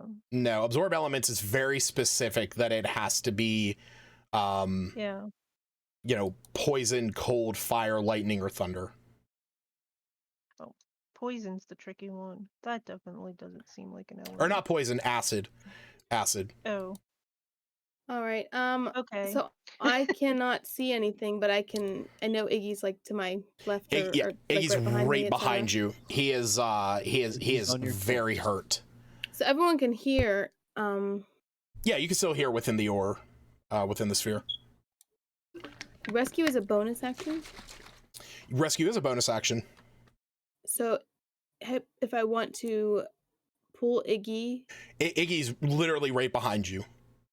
well, that's what I mean. Like if I want to grab, like pull him with me and back up until I'm like, oh, I can see.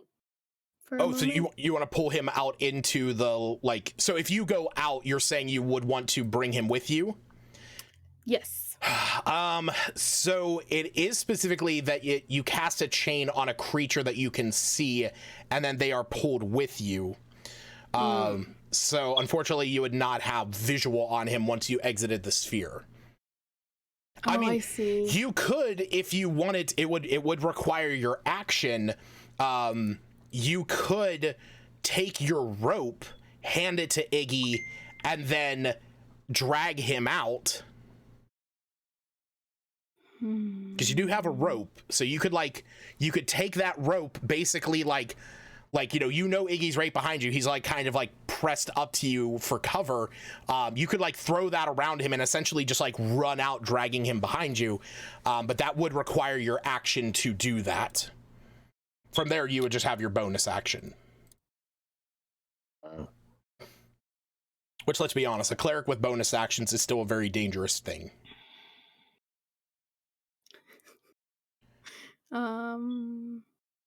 Yeah, I'm just looking at the mass healing word versus the prayer of healing. So. Oh yeah. That sucks. Yep. Also, well, also on creatures that you can see.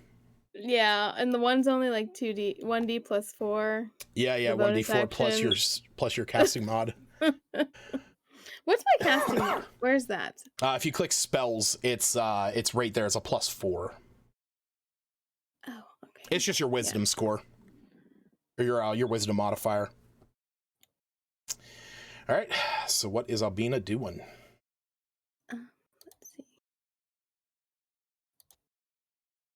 Now I can't do any concentration during combat or regarding like spells. Well, you have Spirit Guardians procced, which is a concentration spell. So if I do that, that dispels that one. If you would do another concentration spell, it would. Oh, actually, wait a second. I thought that had to be dispel. I just wanted to make sure. Actually, I need you to make a concentration save. Oh. Yeah. You need to make a DC 18 concentration save. Oh, well, okay then. How did that happen? That was from the Shadow Ball. Oh, okay. Because you took damage while concentrating on a spell. Yep. Please be a good number. Please be a good number. Shit. Actually, I just thought of this too. That ice wall is also gone. Because Iggy is down. He was down? Yeah, he took 36 points of damage when he had 3 points of damage. He's actually closer to death than he has been on the day that he got his wizarding powers. Yeah. So I kind of missed that he was in so my Spirit Guardians are down. Spirit Guardians are actually down, yeah. And I don't think I'm like, because Smith was away whenever we were rolling that damage, but yeah, no, Iggy is down behind you. He's not cowering into you, he's laying in a heap on the ground. Back up into him. Oh, there he is, and my Spirit Guardians go down. And I'm like, yeah, like snap. as soon as that shadow ball goes off, all of a sudden you lose concentration, and you hear Iggy just poof, to the ground behind you. So in that case, let me see. 'Cause We are so my action, I could tie. I can't tie a rope around him and pull him out. I would say you could. You saw him go down because the sphere of darkness was moved on top of you after he went down. So you know he's down behind you. Okay. And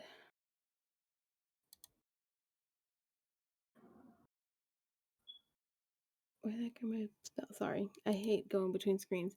Okay, I will do that and back up. I don't know, as far as I can, like till I like don't see or feel darkness. So are you moving back more into the trees? Yes. Sorry. Okay. Not out in the front. Gotcha. Okay. And then so you kind of push past Iluna. Eventually you exit the sphere of darkness. And you can see Iggy like on the ground, just in a it's almost as if life was taken out of him, where now, his body's kind of like shriveled. Yeah, no, he's down. Like he is at 0 hit points. He is going to start making death saves. Now, if he's down, I can't do the healing on him. You can heal him, and that brings him back up. And he won't have to do the save. Okay, correct. Good. So I'm gonna do whoever I can see. Currently, you can see me. So I can see me and Iggy, but he's not my spear. So sorry, me. I'm just gonna watch you and heal from a distance. Holy crap! What is that next to me? I just saw that creepy man. Yeah, that's the guy that has been trying unsuccessfully to rip Smith off of his flying carpet. He made himself visible. Well, I immediately regret my actions, but that's okay. My bonus action, I mean. So we both get healed 8 points. Okay. All right. And then how much movement do I have left? You have no movement at this point. No, that was all my movement? Okay. Yes. Because you are about 10 feet off screen. Oh, yeah, I guess you're right. Yeah, I was putting you guys in corners that don't have more of a map. Cow. I'm sorry. It's not your fault. I'm literally cornered. No, you're fine. Like I said, you're just about 10 feet back right now, so you're in the ethereal space. And I'm just gonna crouch with Iggy, like covering him, and just have my cloak around us. Coolio. Smith, if you reload your character sheet, I bumped Iggy's hit points back up to 8. As you cast this, you get a little bit of a bolster. All of a sudden, Iggy's just like, oh, what the hell was that? I thought I lost you, buddy. I tell him in Goblin and I hug him. We're sitting on the ground in the trees. When you look at, Iggy has always had like the same, clothing. He has this hat of wizardry on at all times. You notice something about it. There is kind of like this now. It has this like scorched design. The ends of it are kind of frayed from the explosion he was in that gave him his fire powers. You now see that this thing has like wisps of black coming off of it. Oh dear. Okay.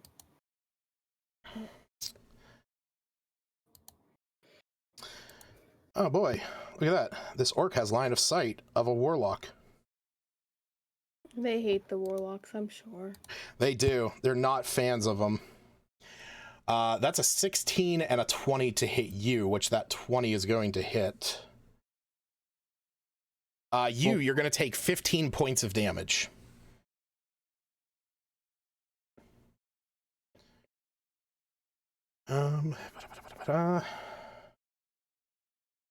Next, this goddamn orc that... Oh, actually, no, never mind. That, yeah, that wall of ice is no longer there, which means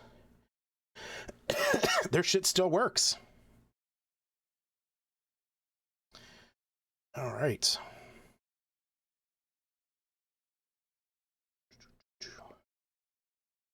Okay.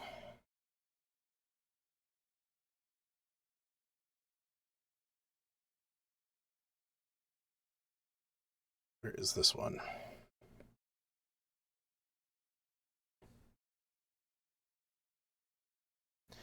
That's a 23 and a 24 to hit you. Oh, lovely. You're going to take 25 points of damage, slashing damage. Huh? So what is that extra damage on there? So what that is that he has, this is an orc war chief. He has Grumish's Fury, and he deals an extra 1d8 when he hits with a weapon attack, because he is blessed by Grumish One Eye, the orc war god. So you said 25? 25 total, yes. Sweet. Okay. As we're back up to the top of the order, right before you has an opportunity to move, we are going to handle the orcs at the bridge. That's a nat 20 in there. Oh no.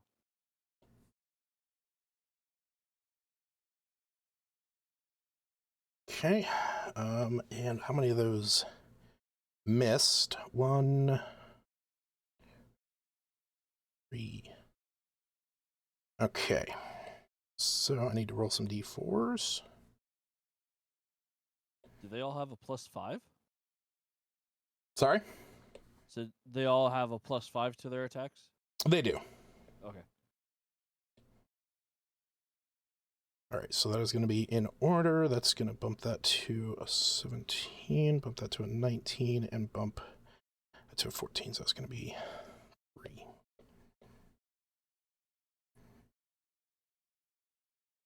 That's going to be a total of, well, I can't math in my head. A total of 24. You don't have Cool. enough fingers and toes. I know. All right, so Smith and you, the two of you can see these orcs throwing more javelins across the bridge as they have now wiped out the human, or the guards that were standing on the bridge. Oh no. 1. Damn. That is 4. Okay.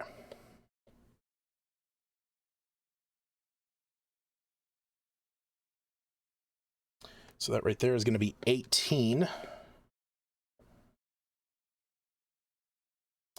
So you see these 5 dwarven guards standing up on top of the higher palisade that is right at the front of Axholm. They all concentrate their javelins at the one in the center who has been directing all of these, and they are able to take that one down.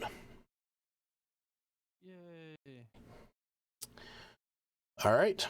Now it is you's turn. Lucas, I think it's time to go on a suicide mission. I forgot to move these guys.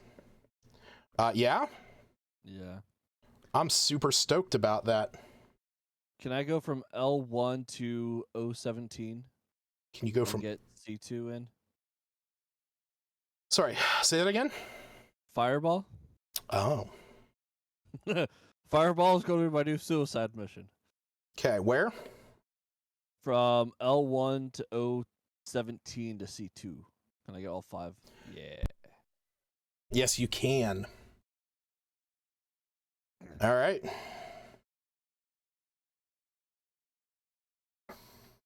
So, I need to make... you need to roll the damage first. Yep.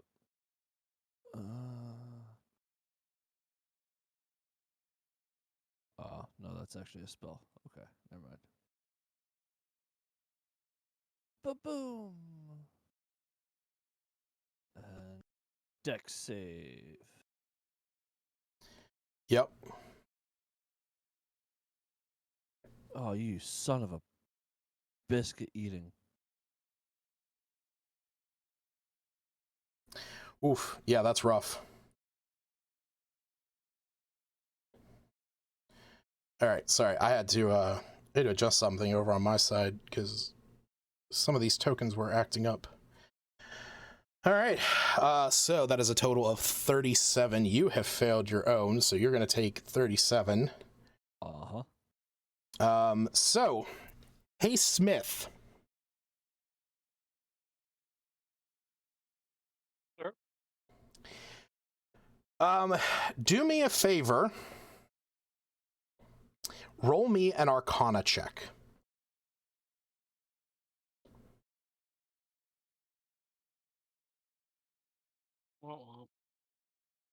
Okay.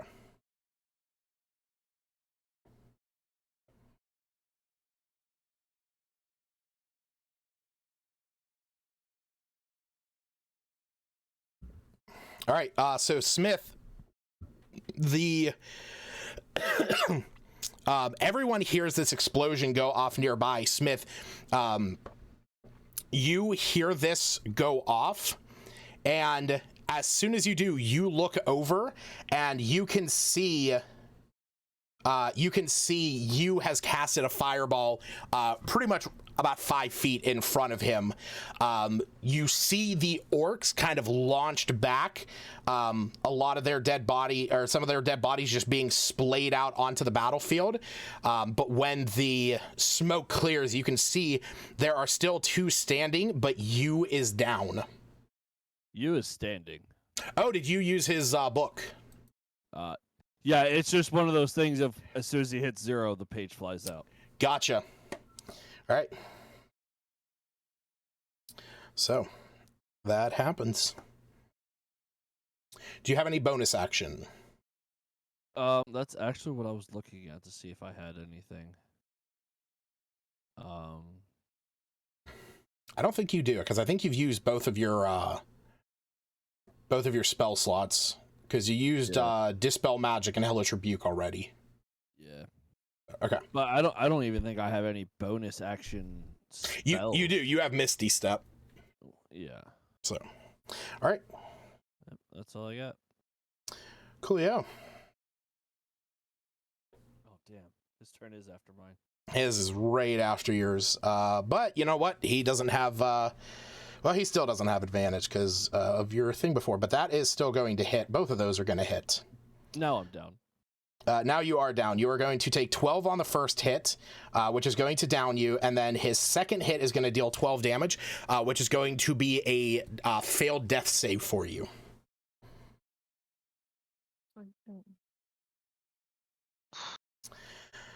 All right. Me hearing the explosion on the other side of this sphere of darkness is going to do what I imagine he would do, and is going to run through it. He can only get 30 feet, so he's going to get to there. Seeing this before him, he is going to take his shots with his crossbow, seeing you down and this orc over top of you just slashing into your downed body. That's a 14 to hit and a 21. So that is going to be 10 points of damage. And believing that he would do this, he will use his Fury of the Small. So that is going to allow him to kill the one that was attacking you. Yay. Seftis, it is your turn. You have been inside of a sphere of darkness for a little while. You were attacked from behind as you heard the ever slightest crunch of grass behind you, and then you felt a blade hit your back. You heard that same crunch of grass, and then a moment ago you just heard this giant explosion off to your right. Okay. I can just move out of the darkness thing, yeah? You can, yeah, you can move. You can see a battlefield full of dead bodies, as well as you down to the south, and a lot of these orcs now kind of positioned that have killed the guards standing on the bridge. I will try and shoot at. Let's see if I can take out R2 and get rid of him. All right. Gotcha. Yep, that hits.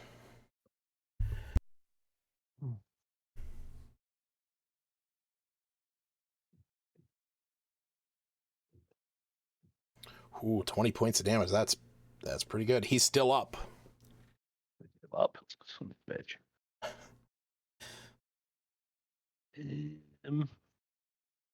Shoot him again! Shoot him again! I think I will shoot him again. Okay. The spirit of you dancing over his downed body. Do it again. All right. Yep. Definitely hits. 12 plus. Okay. Nice. All right. So you knock 2 flaming arrows. You can see that this orc was prepping his great axe above you's body, ready to strike down on him. And 2 flaming arrows into the back drop him.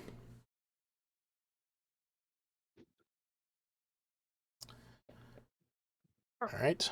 All these circles are still up. I thought the one who just got downed was putting up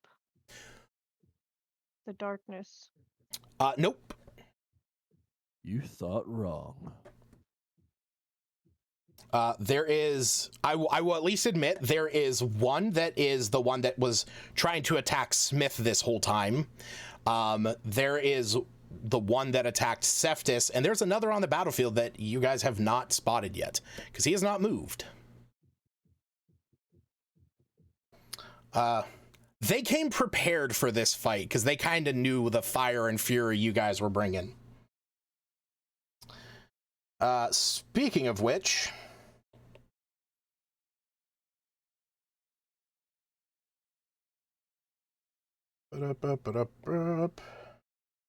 Phenomena. That's a 15 and a 21 to hit me. So that is going to be 14 points of damage against me. Who's attacking? You actually don't see it. It is in the darkness. Well, actually, you would, or you wouldn't, because you're still down. But actually, not even Smith sees it, because I was going to say, Smith can kind of see a lot of that stuff. Do I see it? Nope, because it never leaves the darkness.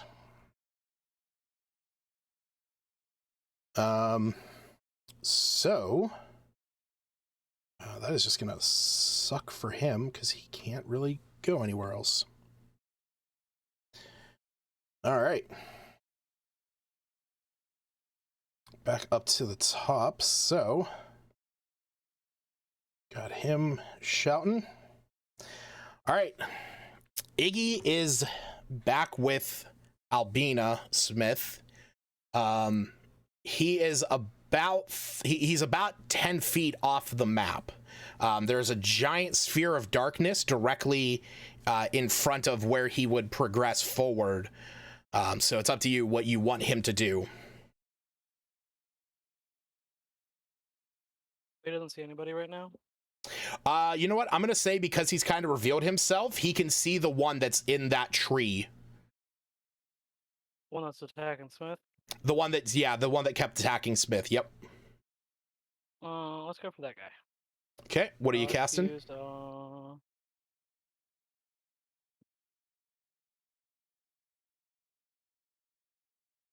it's just a firebolt. Okay. Ice bolt.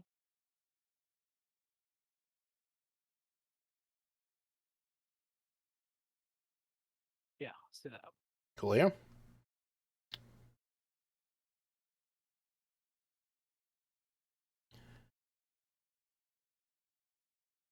So 22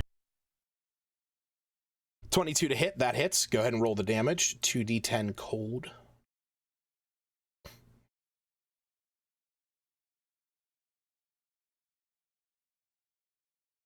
All right.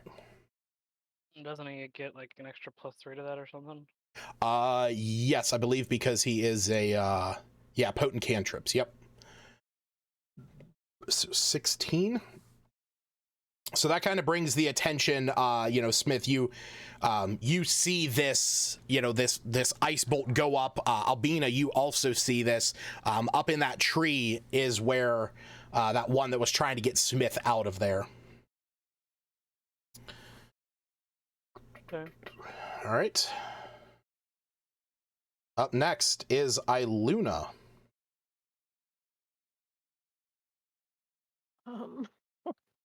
You're currently in a sphere of darkness. The one who was up in the tree, was he visible before the sphere of darkness came down? I was gonna ask that, but then. Before the sphere of darkness, I'm gonna say that I'm gonna say no, because it was after the sphere of darkness that he tried to rip Smith down again.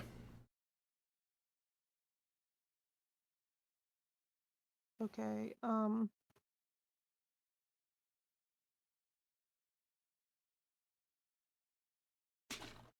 guess I'm gonna walk until I can't. What direction? Towards what seems the main battlefield, I guess. Okay. So that's gonna be about 20 feet of movement to get out to the point that you are out of a sphere.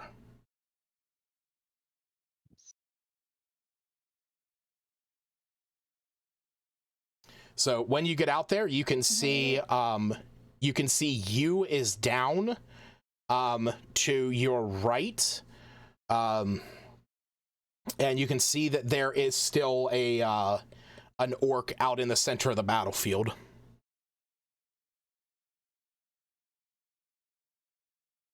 Using a healing kit is an action. To heal yourself, yes. No, to heal. Well, you. But that's still an action. I guess if I see you down, I would try and bring him back up. You would try and do what? I'd be able to bring him back up with the use of healing kit. I mean, you could. I mean, that would give him points back, so that would bring him back up.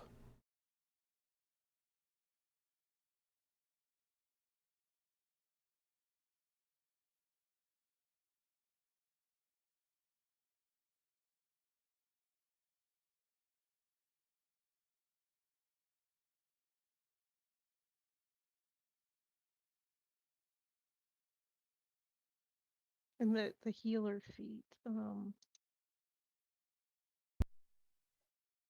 Yep, that's the action to use your healer kit.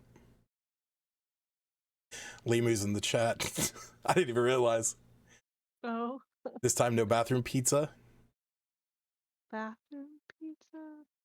There is somebody in the chat whose name is Igly. He said, What? He said, Iggy, Goblin Wizard, best character. I had that chat up, but I forgot to. So what is Iluna doing? Using the healing feat. And healing you. I just never remember what I roll for that. Well, what are you doing? Because you have to be next to him to do that. Oh, how many feet do I not have enough movement? I mean, you have 35 feet of movement. You've moved 20 feet out. He is 35 feet away from where you are now.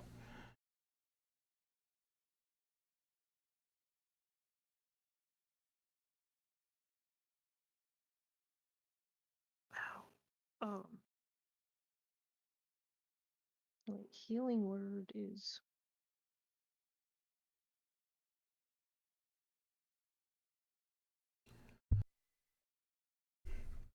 Okay, then I can use healing. Healing word. Healing word. Okay. Healing spirit is the one that's the Right. Oh, That that's a creates a bonus action, spirit too. that appears within space that can heal things. Yeah, healing spirit. Oh, just put it right on top of Okay. one. I don't understand why people just don't leave you alone. People know he has shit to bring him back. Yeah, I guess. Like, I've got one more trick to bring me back to life. All right. I don't have another healing spirit token for you, so I'm just going to use Groff's, and I'm going to put the walrus on there. Oh, lovely. Before you use that dice. The Oh, I die. did. I did just use an icosahedron.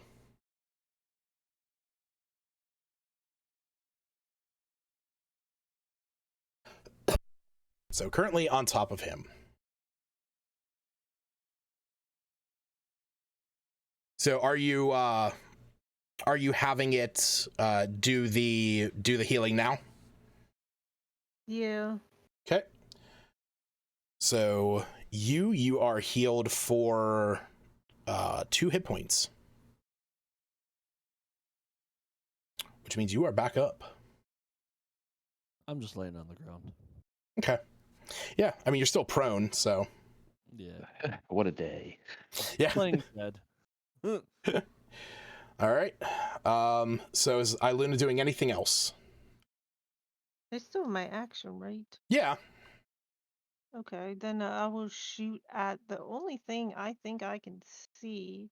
Okay. I thought I'd be able to see more, but I guess the You still spears have are 15 blocking feet of a movement. lot. I just don't know if you want to move more. Like I said, I just moved you to the point that you are outside of your sphere of darkness. Well, there's just another sphere around me. There is a sphere to your left, yes. Yeah. I don't need to move right now. Okay. Thank goodness. All right, so you go ahead and roll your 2 attacks.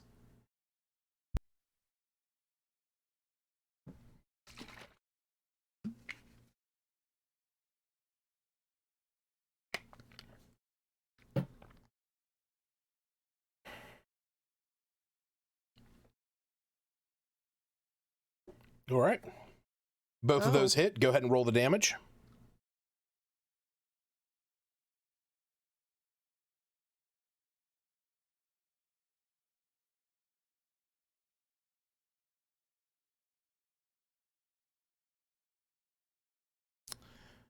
All right, 7 and... And I don't know. I keep clicking. I clicked. I think it's because the rolls were on top of it. It wasn't registering the click. Ooh. All right, 12 points. Ooh. All right, he is still standing, but just barely. I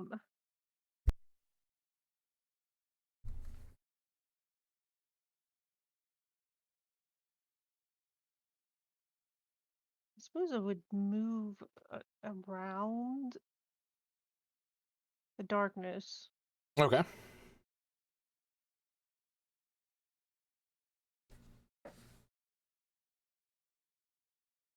To get a better idea of everything. Ooh. Enemies hiding in the tree.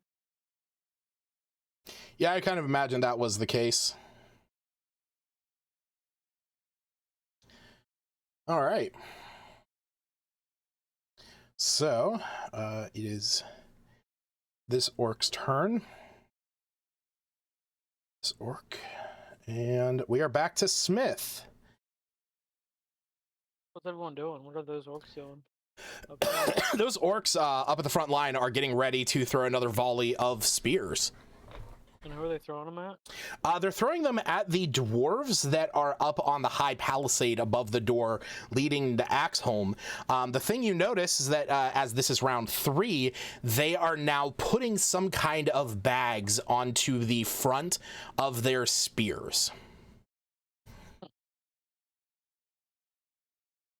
Okay. Let us move away. So how far away am I from the guy that's trying to grapple me? Is that guy dead yet? No, he's not dead.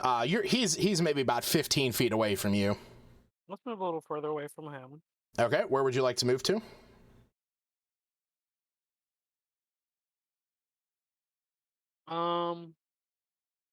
Northeast, I guess. Northeast. All right. Yeah. So just I gotta see what's the rate of this thing. 60 feet. Okay. So if you want to move, let me put you there and restart your movement. You would be able to get out to there using the full movement. Sure. And then do a wall of fire. And let's try to get at least 4 of them with it. Can I? Oh, I see what you're 3. trying to do.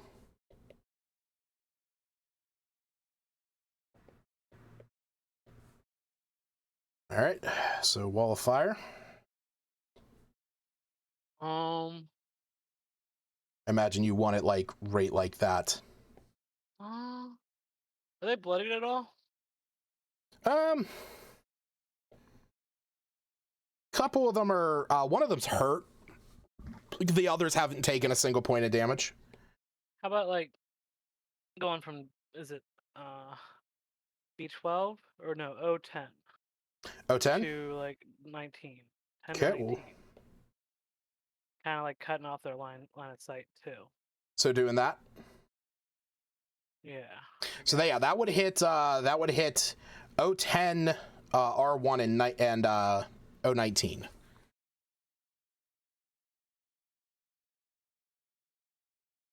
I mean, yeah. Keep in mind, it's also on.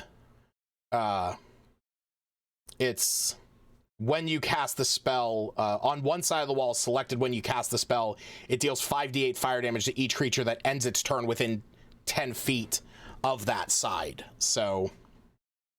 Okay. Can we move it like maybe a little further to the right? I guess. Cover more, I guess, ground. Like there? Yeah. Yeah, that'll be better. Okay. Yeah, let's do that, I guess. All right. So go ahead and roll the 5d8 damage.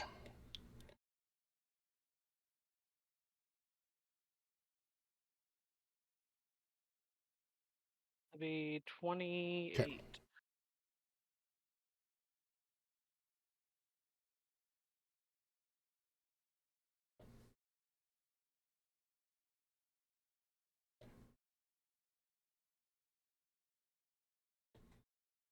All right. So you see 2 of the orcs instantly vanish into a cloud of ash as soon as you create this giant wall of fire. The one that is in the center, he actually bolsters against it and is kind of stepping back away from the flames a bit.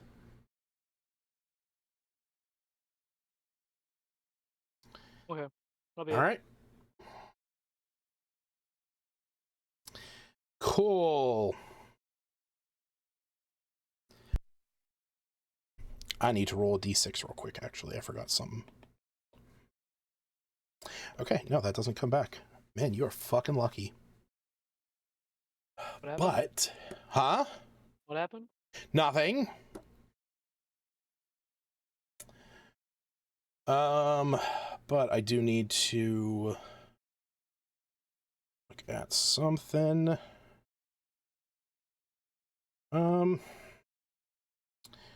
Shit. Yeah, that is not gonna help me. Okay. Cool.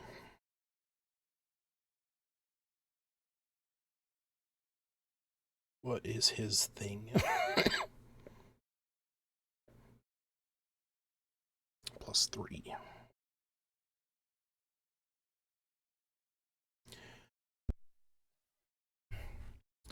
All right, Smith, you hear the orc below you beginning to cast a spell that he is launching up at you.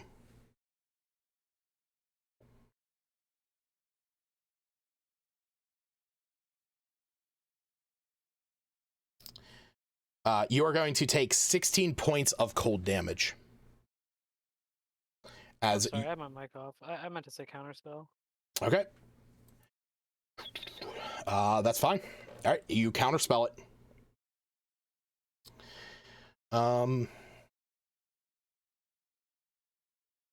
Iluna. Directly next to you, the still present spiritual weapon of a spear goes to strike at you.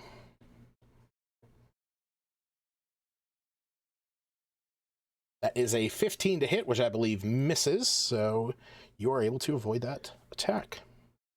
Oof. Can I reach out and just freaking grab it? Nope, it's a an incorporeal weapon. It's a spirit So weapon. It's not the type that can be grabbed with like the dancing one. No. It is much like Albina's spiritual weapon, not her dancing rapier. Ghost. All right.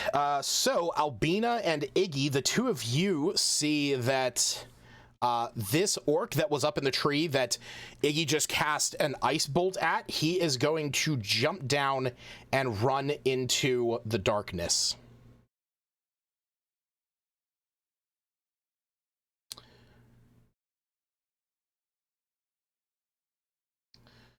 And from in there...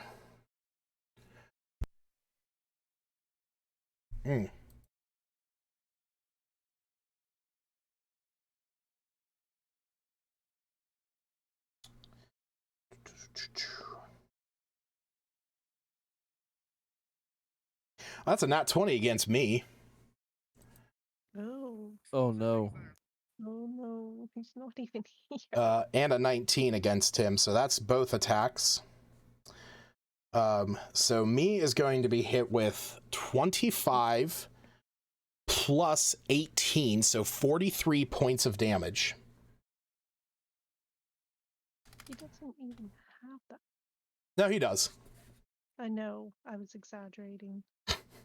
But Yeah, no, he does. He's good. The thing is all of his reactions are when he can see something. So, Albina, it is your turn. You got Iggy next to you, who only has 8 hit points. You yourself are, I think, at the lowest amount of hit points you've had in this whole adventure. You just... I think I was down once. Yeah, that's true.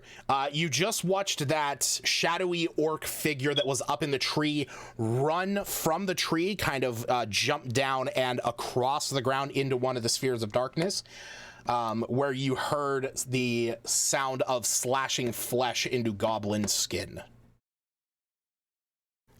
Goblin skin? Mm-hmm. Into me. you can tell it sounded just like goblins. Oh, man. I didn't even think about it. I could have just swung around and attacked Iggy and probably killed Iggy. Actually, that would have killed Iggy. No, it wouldn't have. He has 40 total hit points. That's why when you said that, I was like... He would have been at negative 35. Tell me? That's so close. Is that all darkness there? That is all darkness. There are 3 spheres of darkness completely blocking your range. Now, technically speaking, you are 10 feet back, so there is like space just outside of like where you are to the south of this region that you could move around.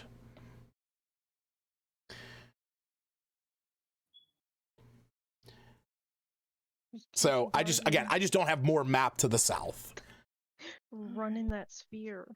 I'm about to fall off a cliff, and no, I'm just kidding. Yeah. We'll say that about 10 feet back there's a big thicket of thorns you can't get into. Weird. All right. Well, Spirit Guardians it is. Okay. At a 4th level. And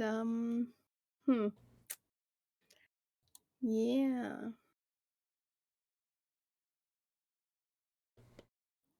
Oh, my Iggy. How big is Iggy? Small.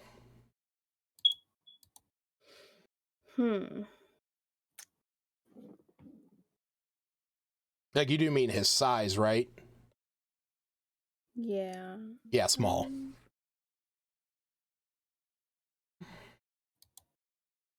Now, if I want... Oh, that was my action. I can't... Well, As what a was... bonus action, I can't give him a part of a potion of healing. I can't remember if that's... Yeah. I have a minor potion of healing. Yeah, you can use your bonus action to feed him a... It just... He rolls for it, is all. Okay. Can you roll for that? Because you know how mine Yeah. is. You said it was a minor potion? Yeah, just 1d4. All right, so 1d4 plus 1. Plus 1. Ah, there you go, Max. So he is healed for another 5. So that puts him up to a total of 13. And now we're both going to chug the potion of climbing and jump off this cliff. No. Yeah. And I think to avoid leaving him there, that's my turn. Okay. So staying back with Iggy, keeping him safe. All right. Sorry, you guys, you're on your own. Iggy needs me. So, the sphere of darkness moves from where, from in front of Albina and Iggy, and now revealing Anime, as it has now moved back to where Seftis and Smith are.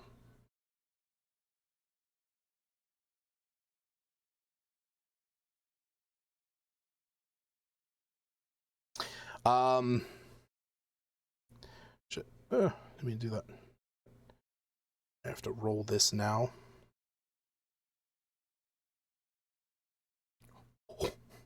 Okay. Yep, nope. Still good.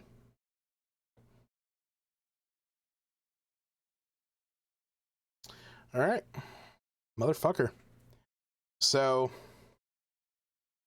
this orc is going to move back away from the scorching heat of that wall of fire,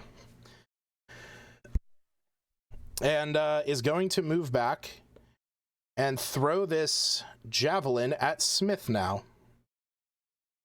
which is going to miss.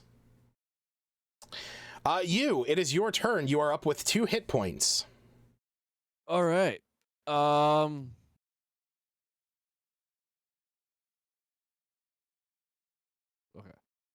I just want to see if there's anybody near me. Yep. Oh, wait. Actually, you would have seen those 2 in there. Okay. Are they still in there? Yeah. Those are the ones that are attacking me.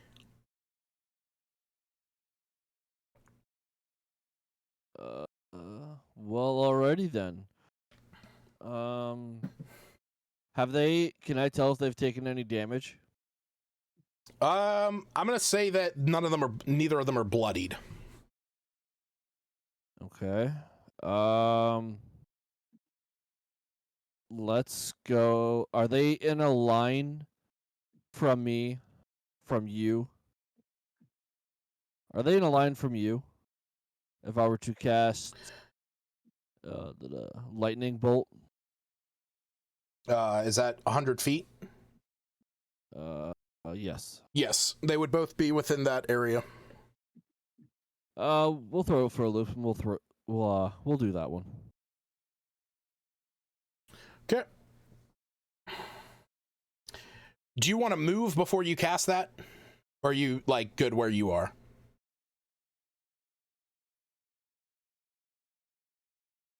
I'm good. Okay. Cool. All right, go ahead and roll the damage for that. And Iluna, I need you to make a dexterity save. Oh, that does hit her, doesn't it? Yeah, it does. And that's specifically why I asked that. But it's already done. So, Iluna, go ahead and make a dex save. DC 17.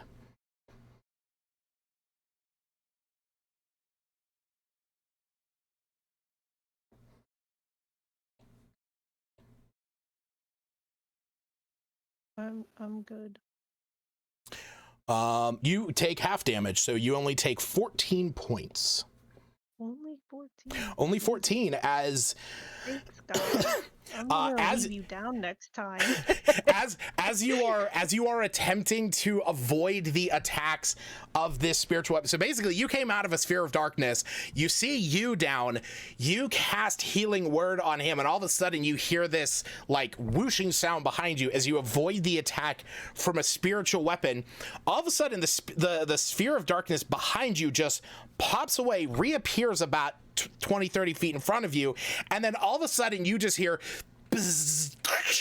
past you as a lightning bolt charges into the sphere of darkness, and you see you laying there on the ground with his finger pointed just past you.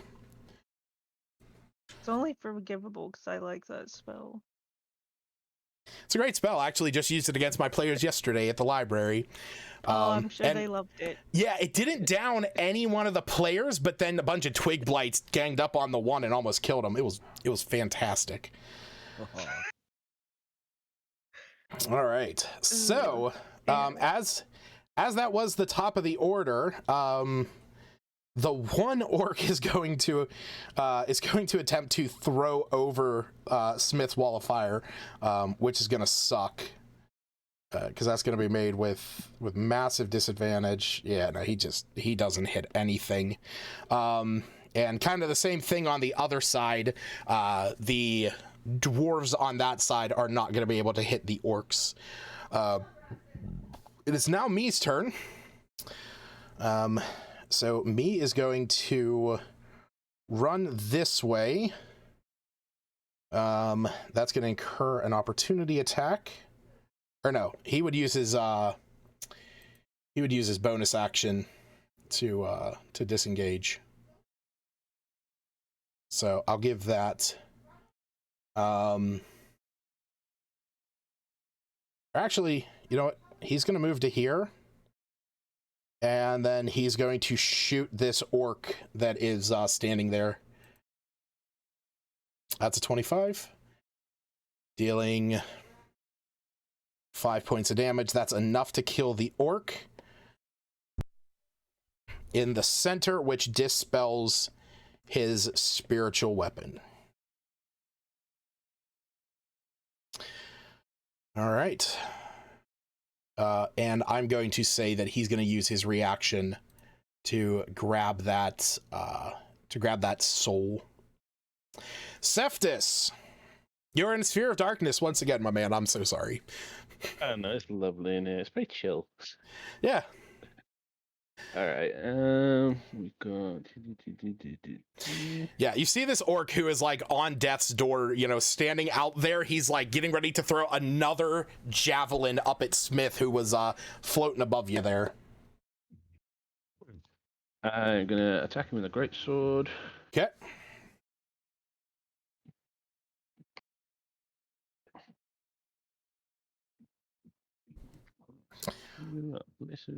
That is a miss.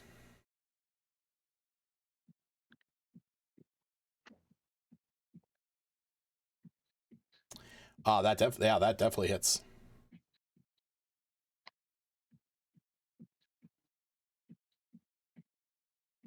All right. Yeah, with a clean swipe of your volcanic greatsword, you cut him in half.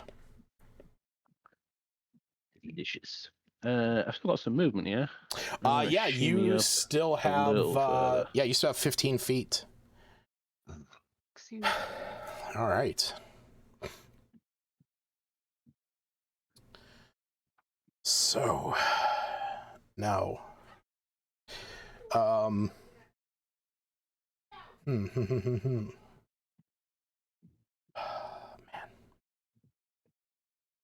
Okay, you know what? You are the only one to see this.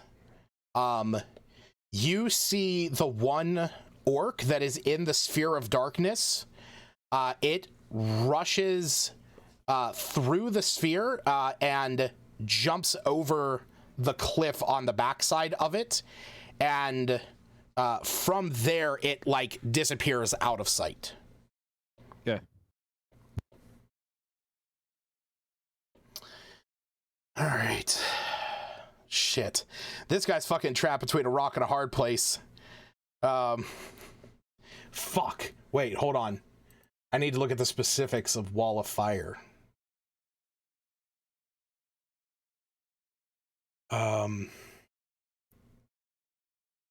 Side. All right, you know what? This orc war chief is, he's brave enough and dumb enough and thinks that Grummish One Eye is on his side. Smith, go ahead and roll 5d8 fire damage.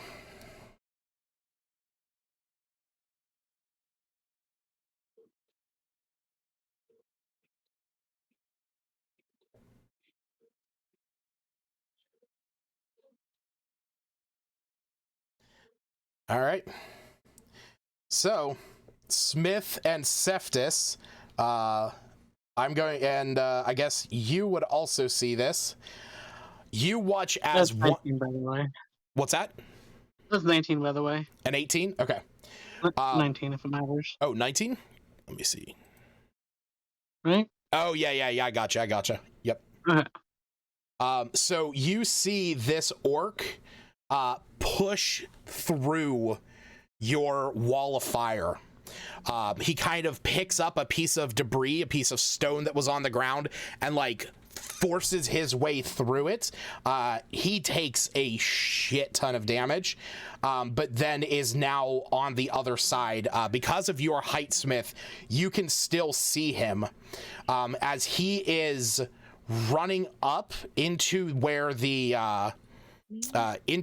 rubble is, and you can see he is pulling out a bag from his from a small like pouch from a bag on his side, and is holding it above his head.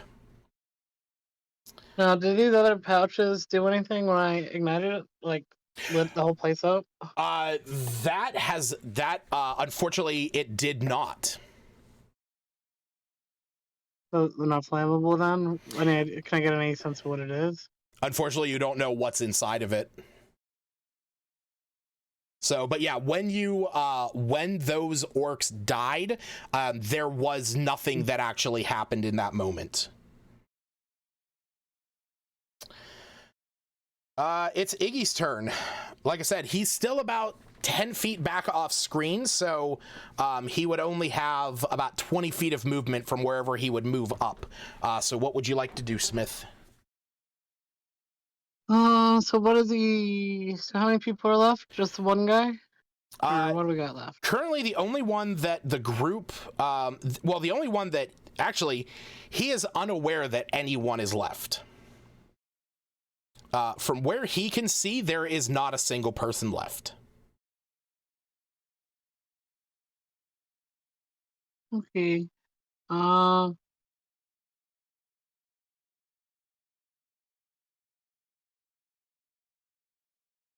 guess just dodge then. So you just want him to stay back where he is and dodge? I mean, he doesn't have any sense that there's other people, right? No, yeah. Like I said, as far as he knows, there's nobody left. All he knows is that there are spheres of darkness left.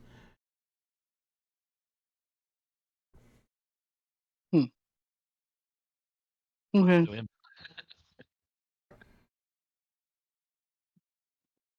Yeah, just we'll want just do the dodge. Okay. Iluna, it is your turn. You have watched me shoot the orc that was commanding that spiritual weapon, and there is now a new sphere of darkness in front of you that had enveloped Seftis. Smith is flying right above him. And then you also know that you had cast Lightning Bolt just past you into the two spheres of darkness to your left.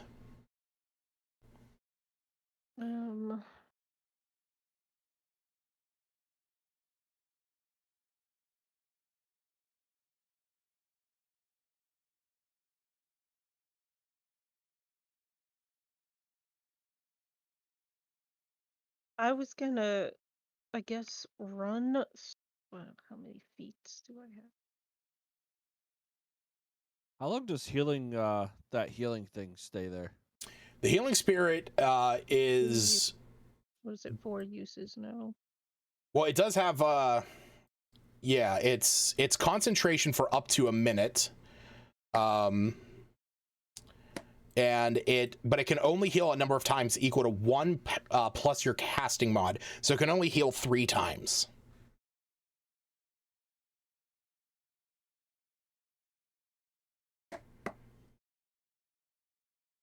If I dash, that uses my entire action. That uses your action, yes. And I'm just gonna walk between these spheres. Okay.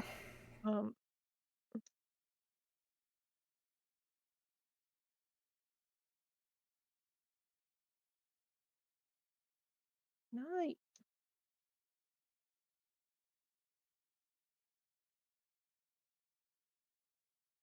This enemy's just stuffed back here at the back now. Anime is still back where you had left her.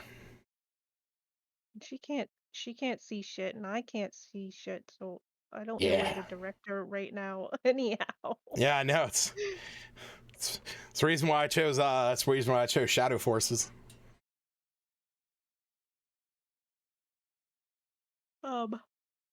Yeah, I'm gonna walk. Well, I'll walk, but I was gonna make myself invisible. So you are casting invisibility, or what are you doing?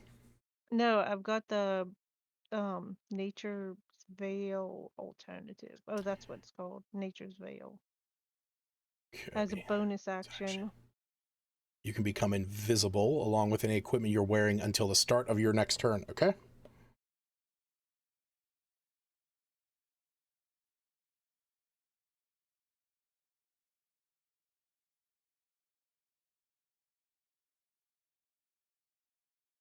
Yeah, and go 1. I need to watch my little number. Yeah, that's 30. Nope. Go back 1. There you go.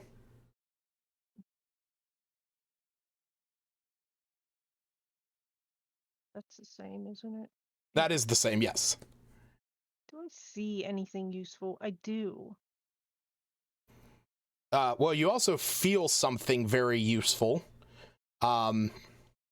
Because invisibility is great, but not great against things that can see invisible creatures.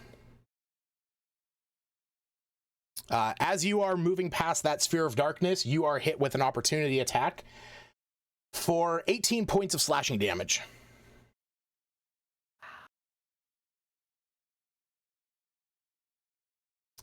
So it was when you were right here.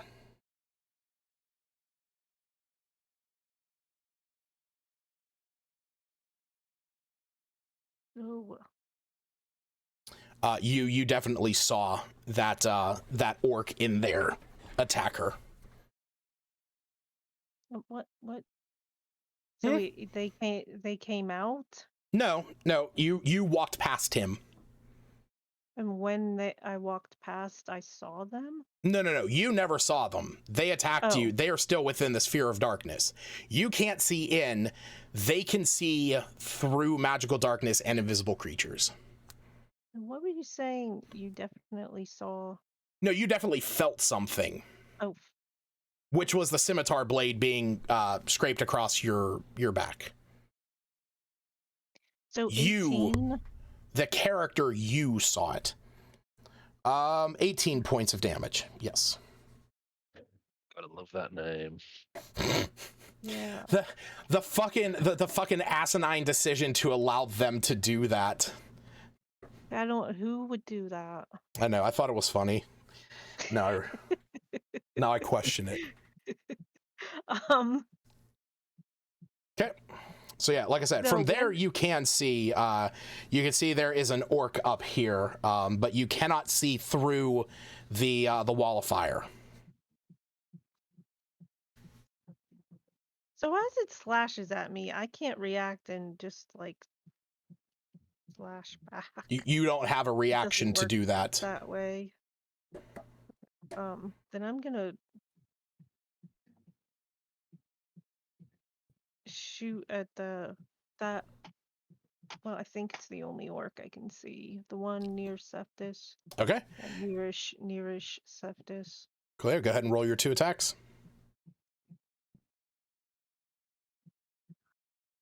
What you listening to over there, Steve? Yeah, the music that music. I can only hear. Sorry. No, it's Yeah, fine. like, No, it's perfectly fine. It's I can all I can hear is just like a very low underlying beat, and it's just kind of like keeping me in rhythm. So you're perfectly fine. It's been there the whole time. Yeah, Okay. I have had no qualms with it whatsoever. Good. It's on my Twitch. Check it out. Yeah, I fucking will. What's your channel called?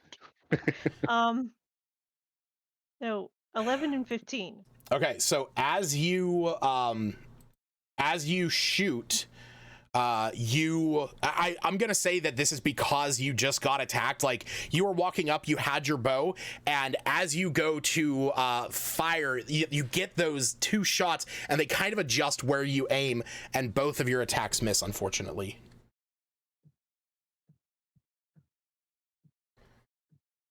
All right. That's exciting. I was thinking I had a way to counter that, but I have all sorts of little trinkets and shit, and I don't remember what they all do. Did fucking Discord just crash? Hey, what the what the fuck? Why did Discord crash and put me in the studio? What? What? Put Fucking you? Discord not only crashed, but when it came back up, I was in the studio. That's so weird. What the fuck? Apparently, yeah, it was like, all right, yeah, we're going in here. All right. Yeah, this is where you were at last time. It was just JD screwing with you. He just moved you to the studio. You know, the funny thing is, it's JD and I are the only ones that can do that to people. We can move people around. Yeah. I hacked you. It was Hannah. Camera. She's like, this is for the shadow orb. Oh yeah, I gotta put my camera back up. How dare you? She's like, this is for the shadow orb, and then kicked me from Discord. All right, Septus. This one is going to full on wail at you. I gotta roll above a 20 to hit. Oh wow! Two great attacks that completely miss. Nice. Fuck. Was he in my aura when he started his move, or was he just outside no, of it? he was just outside of it. Yeah. Also, a quick question. Yeah. On my feats and traits stuff, that volcano thing. In your feats Is and that the same traits, thing as the? Yeah, for the disaster aura. Is that an action that I need to do for that, or is it something that's always on? Let me see here.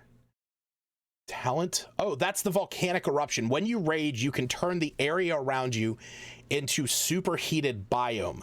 Creatures that start their turn in your disaster aura take additional damage equal to your proficiency bonus. So not only are they going to take the normal 5, now they're going to take 9.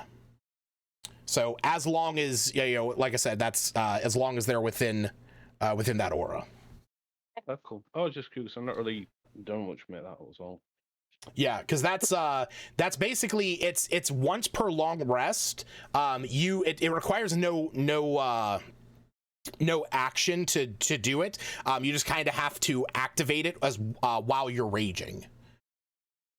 I've got to do that during my turn now, yeah. Yeah. Yeah. So if you want to do it on your next turn, you can. Yeah, I'll turn that on for him. Coolio. All right, Smith, it is your turn. I know that you're in that sphere of dark, or you're above that sphere of darkness, but this is what you're actually, you know what? Hold on. Let me just do it this way because it will make my life a little bit easier, actually. Boom, there you go. What do we got? So you can see the one that is attacking Septus right now. They are kind of locked in combat. Beyond that, you can see there is one on the other side of your wall of fire that is kind of stepping into all of that rubble and debris that is falling down into the river as it is pulling up that little bag it has. How far away is he? He is With 90 bag? feet. Okay, can I move up closer and hold person? Yeah, sure. We'll move your, He's not bloodied, is he? Or He is bloodied, yeah. Yeah, he was the one that walked through the fire and the flames. Should I try to take him out, or should I paralyze him? Oh.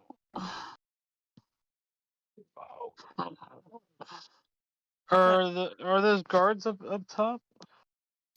Yes, the guards are still up top. You can see that they are getting readied with spears. The orcs and the guards only go on initiative of 20. Let us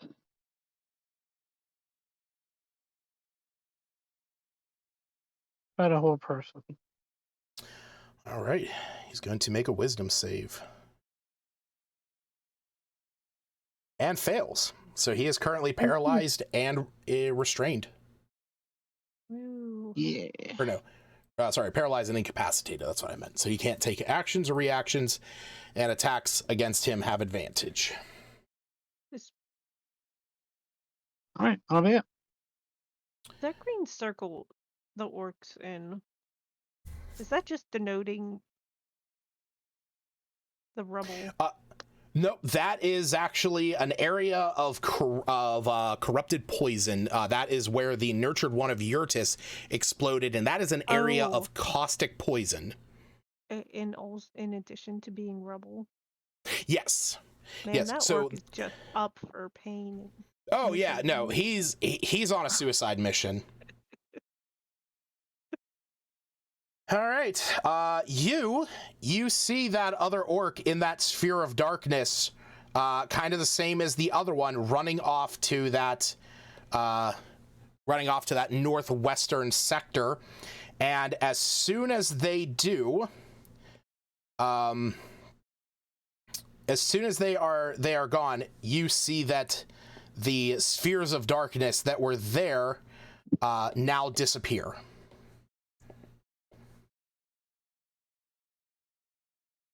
There is only the one left in the center. Albina, it is your turn. You can now see, up where those spheres of darkness are. Two of them are now gone.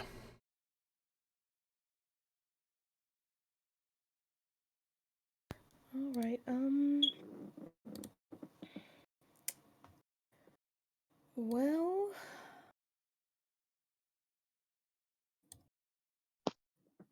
Well, shit. What is inside of my... Oh, those are the spirit guardians? You mean that? That is the spirit guardian asset that I have that looks like angels. I was like, when the heck did birds just die in there? Yeah, okay. no, those are sword and shield wielding angels that surround you in an aura. Okay, Again, we're sticking it to WotC. We're gonna make this virtual tabletop as sick as we can. There's nothing else alive I can't see? From where you are standing, the only one, actually, you can see the one that is attacking Cephas up in the battlefield. That's the only one that you can see at this point. Oh, okay, yeah, I have the map all the way zoomed in, apparently. My bad. Okay. Whoa, 1 second while it slows down. Well, that perception check sucked. I was thinking to see if there was anyone hiding around me in the bushes before I made a move. I'm gonna move. Is it letting me move her? Why can't I? Probably because you are just stuck in the corner. Here you go. Okay. Keep in mind, that's 20 feet, so. Okay. What's my? Oh my gosh, I can't even move from tab to tab. I have 30 feet. Okay. So I just wanted to move. Sorry, if I You're could fine. just Yeah. go.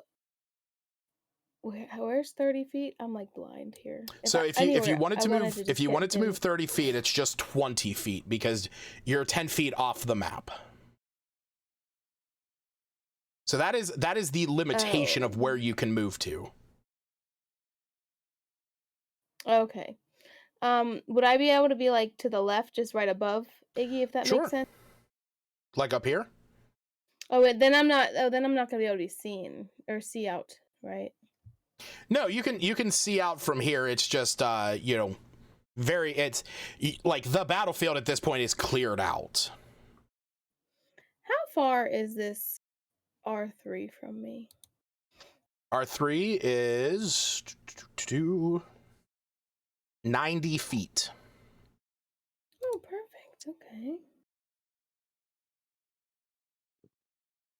Are you gonna guiding bolt him?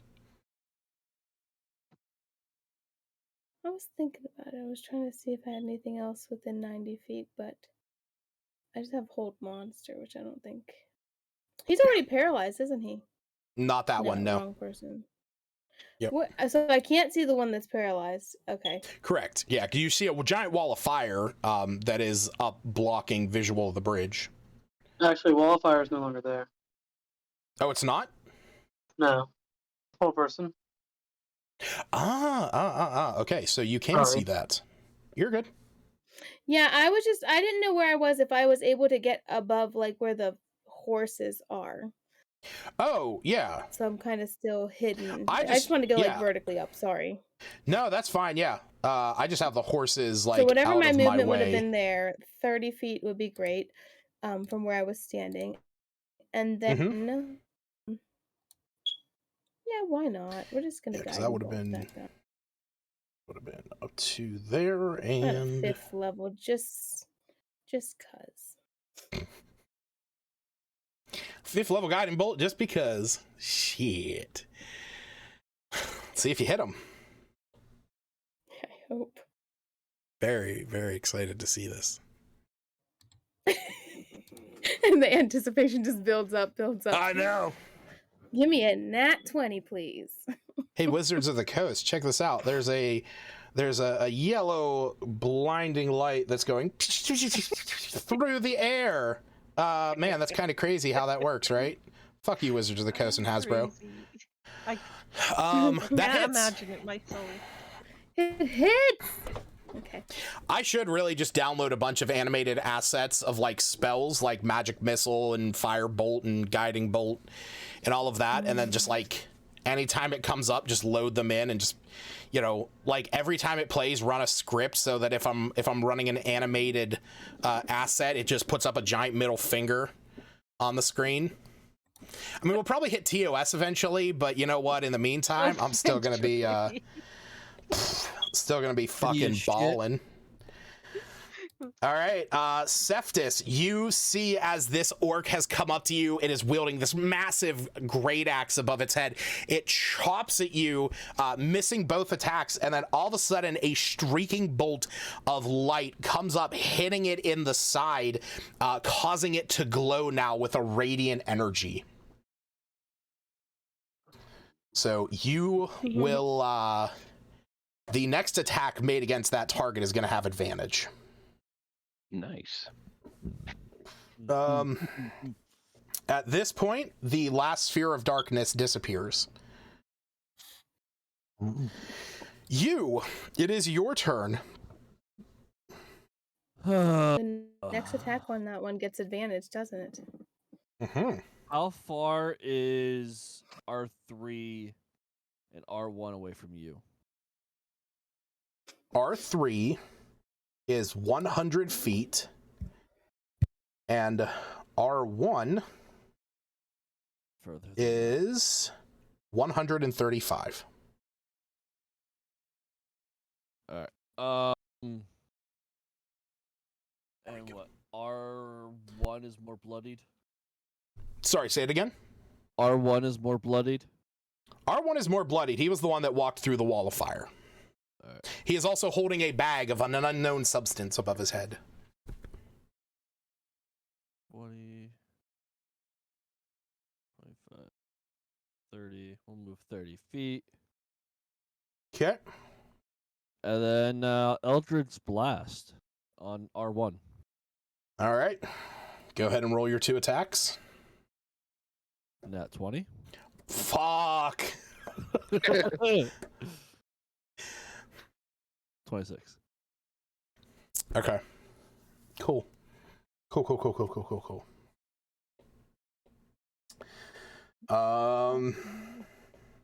You had like 0 20s this whole thing.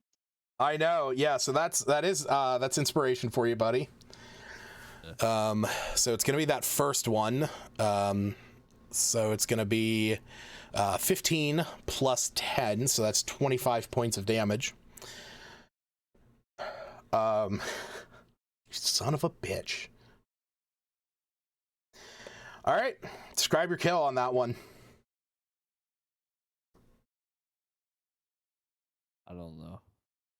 All right. He was just so tired. He's just laying on the ground, kind of like army crawling. It just goes.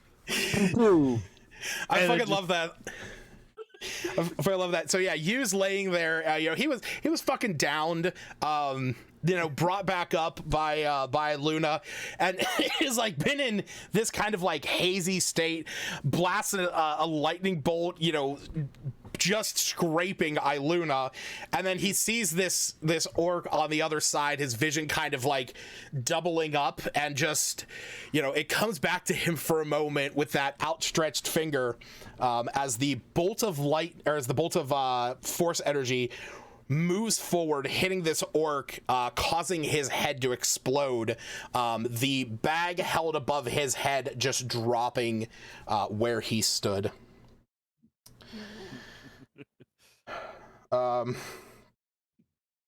It's me, who's not even here, getting the last blows.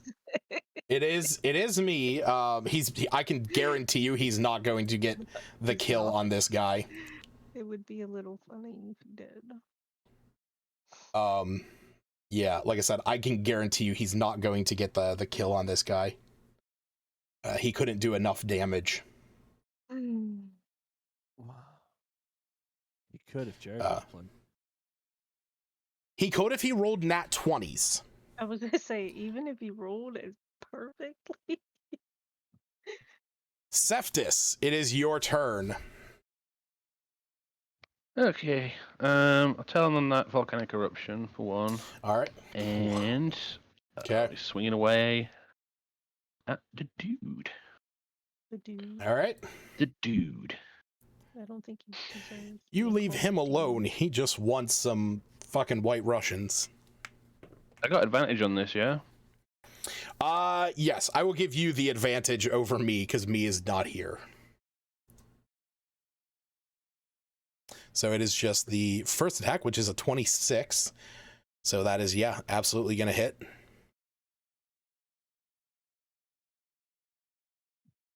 Okay. He is still standing, but just barely. What's in that 20? Fucking hell, man. Finally. God damn. You and all these last enemy kills. All right, go ahead and roll the damage. It's my signature. Oh, critical's already good. Good. Yeah, it's already it's gonna roll the 4, so we'll just take this as as all your damage. So 22 plus 36. So yeah, that's 58 points of damage. Oh man, that's fucking. And he's still standing. Yeah, no, he's definitely not. So here's how this plays out: is this final kill against this orc. You activate your volcanic eruption. Those of you around see as the ground starts rupturing. You see cracks begin to form under Cephtus's feet as the ground itself is starting to turn to magma, and volcanic sludge is starting to flow from these cracks. This orc is like trying to pull his feet up, but kind of like in Terminator when he hits that vat of molten metal, he's kind of stuck in this. Smith, you feel a heat coming from down there that is just as intense as, you know, anything you have ever felt. And you see Cephas with this flaming greatsword just cut the orc in half, the body falling into this volcanic sludge. And what is left here is a spot of where there was normal ass ground, there is now just a spot of glass. It is turned to glass on the ground. Oop, did not mean to put those spheres of darkness back up. Boobies. Because of Cephas, he just. Oops. Has to get the landscapers round. Yeah, so slippery. that's it. It is just it is just a spot of black glass. Watch where you're walking, guys. For those who get the reference, you know, don't remember reach. That poor planet. What? You never played Halo. Who? No. No, Stacy. I was gonna be said- like, excuse me? No, I said it's glass. I said and anyone who gets the reference, never forget reach. I still have the statue. I still have a cardboard cutout that was up at GameStop that holds games. It's over in the other closet, How much you want for it? buddy. I still have a sealed Assassin's Creed hard case. Dude, I still have an Assassin's Creed Jack in the Box. I don't even know what that is. That was from Brotherhood. That was the Harlequin. It was like his distraction thing. All right. So at that, combat is over. You guys do not see any more of the orcs.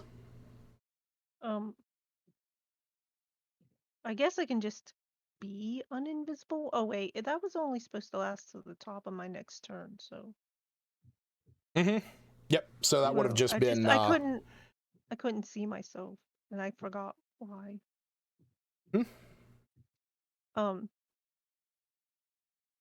Well, Iluna would offer out healing from healing kits, but also would ask you what he was shooting at and what happened to them. I mean, I don't imagine he was shooting at me specifically. Not intentionally. There was two guys in the darkness off to the side of you where me was at the time. And so My where are their geometry is not bodies? very good. I'll heal up. Okay. I'm gonna say you and me are gonna gather the bodies together, loot them, and then do another ritual. Oh Like, Lord. Karen, take these. Get them out God. Okay. While me and you Yeah, are gathering was all of trying these to bodies together. And I'm pretty sure Where- me's gonna loot them. As we're Yeah. going. Where they went though, the ones you was shooting at. Since Hard left. So Whatever they- direction that went. West. There. They went hard west. So yeah, they ran off in the western direction. The Western Department. Mm-hmm. The western department. All right. So me and you are gathering up the bodies. Iluna is offering healing. So who is taking Iluna up on the healing? Bird. I can't let go of animate. Why? Okay. Finally clicked the correct spot. Apparently. I don't think me is going to turn down healing. Where am I? You're in Pennsylvania. Ah. Thanks. Quick doxer. Oh yeah. I have tons of information worth knowing. Iggy is also going to take healing. You're right here. As you see him like limping up. Hey, at least he's limping. You just gotta army crawl. Yeah, use it 2 It's hit points. somehow- You's nearly dying. He summoned the nat 20 out of nowhere. If you're nearly dying, you got nothing to lose, I guess. Why do you Somehow think only you got 9 points of damage out of the whole last thing. I was gonna say I fucking didn't get. I fucking barely got anything on Cephas. Really? Yeah. I'm still at 106. Burn under the darkness, and then I told you the nobody attacked darkness is chill. afterwards. You get put Yeah. in the darkness, but not attacked. Yeah, this is yeah, here I'll put this in the P5 chat for what it's worth. This is currently what the group is sitting at. Where?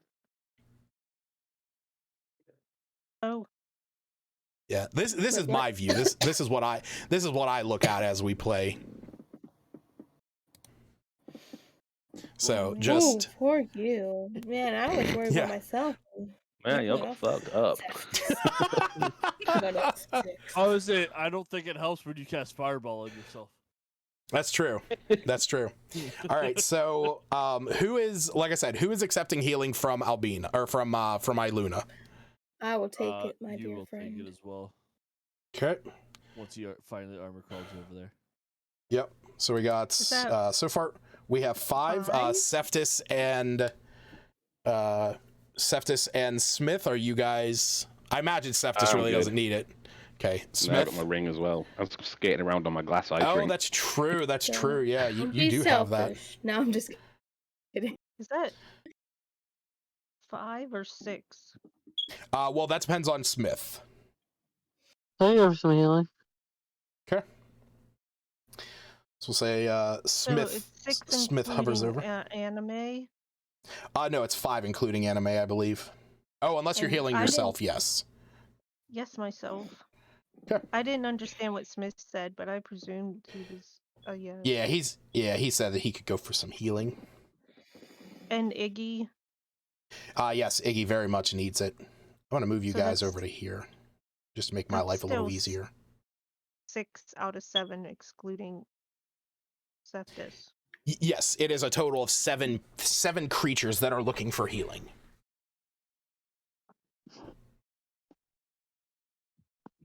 Damn. Okay. Am I just rolling one roll for all of us? For your healing ability, your healer feat, that's up to you. You can do it. You can do just once.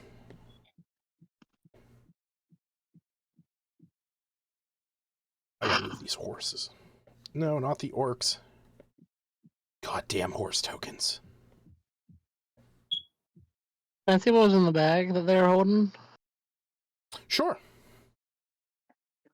I mage handed open just to be on the safe side. Just to be on the safe side. Yeah, you look into yeah, I'll say that you mage hand over one of the bags. And as you are looking into it, there is a fine black powder within.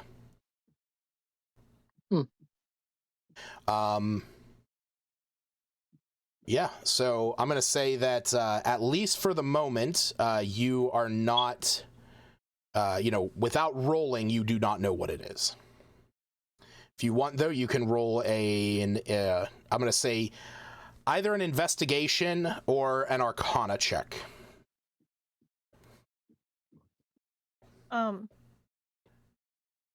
I got a 3, and I think it's just simpler to do everyone all at once, the same Okay. amount. So 7 plus HP equal to the max hit dies. All right, so 7. Wait, you said it's 3 plus. Yeah, so it's 7 plus your level. So everybody gets 17 points of healing. Isn't it different for Iggy and Yes. Anime though? Theirs is based off of their challenge rate. Well, Anime's would be based off of her challenge rating. Well, no, it's not based off the challenge rating. Hers is going to be based off of her hit die. So she gets 8, and I believe Iggy gets the same thing because I believe Iggy is. Oh no, Iggy. That's right. Iggy's 1 level lower than you guys. So Iggy is going to get 16. So. And then you said Anime gets 15. Oh, okay. 8 on top of the 7. Why can't I? 15.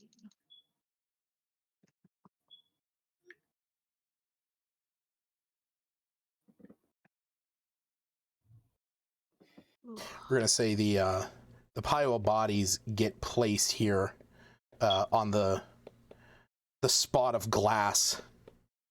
Ew. Seth just nods approvingly. As it is just a huge pile of orcish bodies.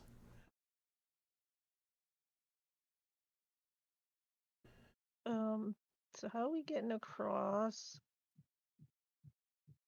Magic carpet. Because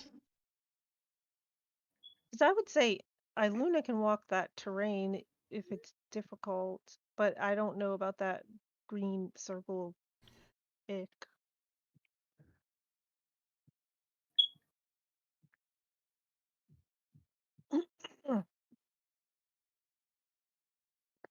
But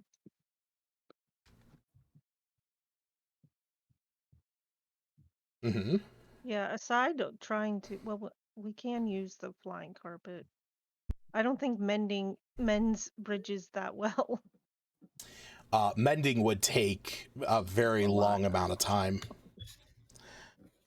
Well, she can start. I just picture them.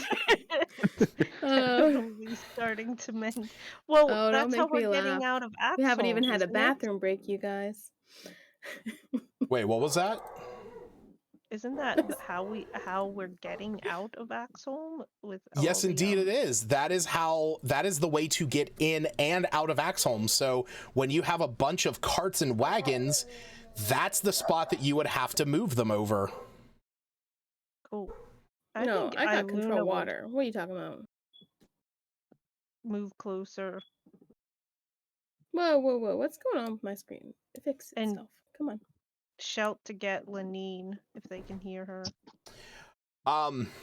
When you shout across, you can actually see from inside, Lenine comes out. It's kind of like a tentative group that is moving out with some of the guards that were still inside during all of this. 5 Lenines right No, that's not Lenine. Those are the yeah. Dwarves. Hold on, I don't know where here's her token. Yeah, those are dwarven there. guards. Quintuplet. So you see Lenine come out. She is flanked by a couple of guards. Oh. And when she looks across the battlefield, she's like her eyes are just wide, and then she sees the state of the bridge. And she's like, what are we gonna do now? It could have been much worse. No, I'm just We'll gonna move find- all the we'll water out of the find a way. It's okay. There's just no longer gonna be a river there. Oh, right. Can you control the water that much? Let's find out. 1 second here. I didn't think you could. So- All right. I can do some fun things here.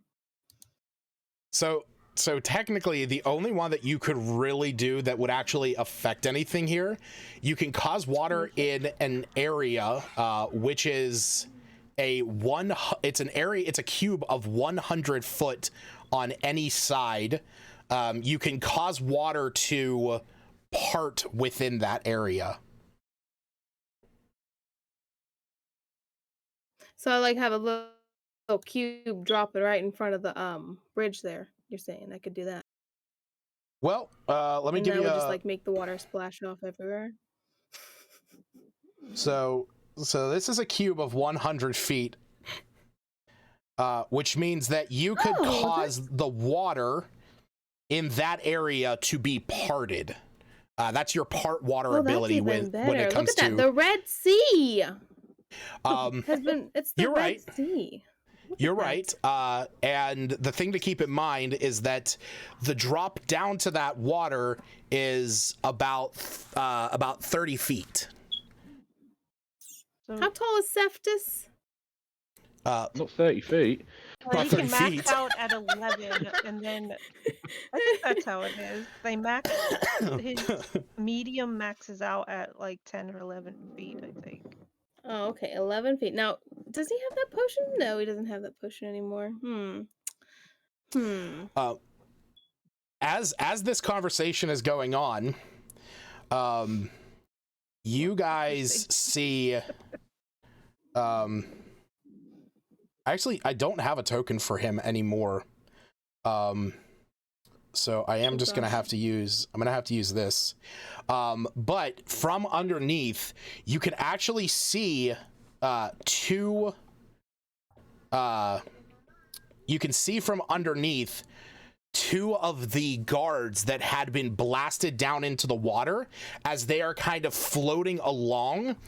They have waited for this silence. Iluna, you see down there, they are pulling over with you the body of Vanadar. Oh, did I guess know I go Vanadar? I to can't them. remember now. I feel like that's a no. What?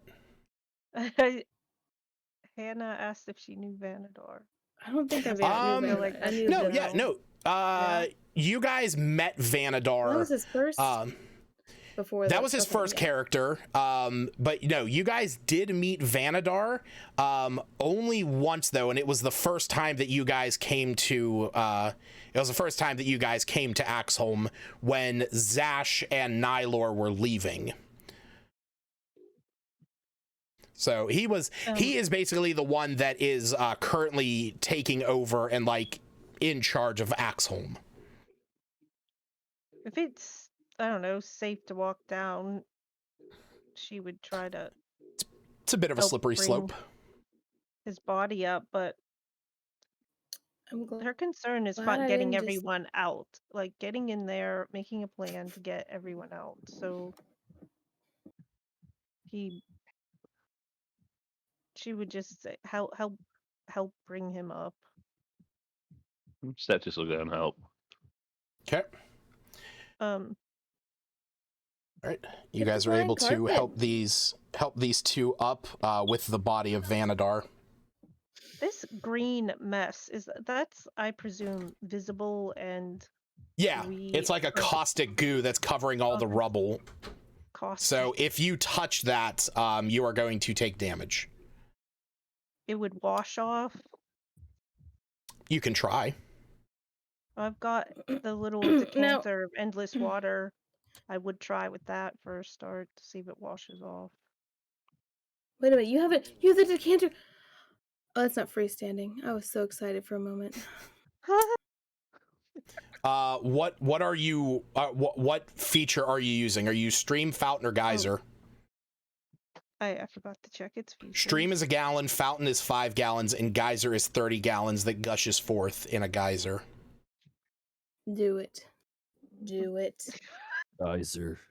Geyser, and then I can lightning jolt it. Geyser. Then you can lightning jolt the geyser. Yeah. Geyser, I guess. I'm just trying to clean it off. Geyser? Can I spit alcohol in it at the same time and light it on fire? Guys, are we doing this?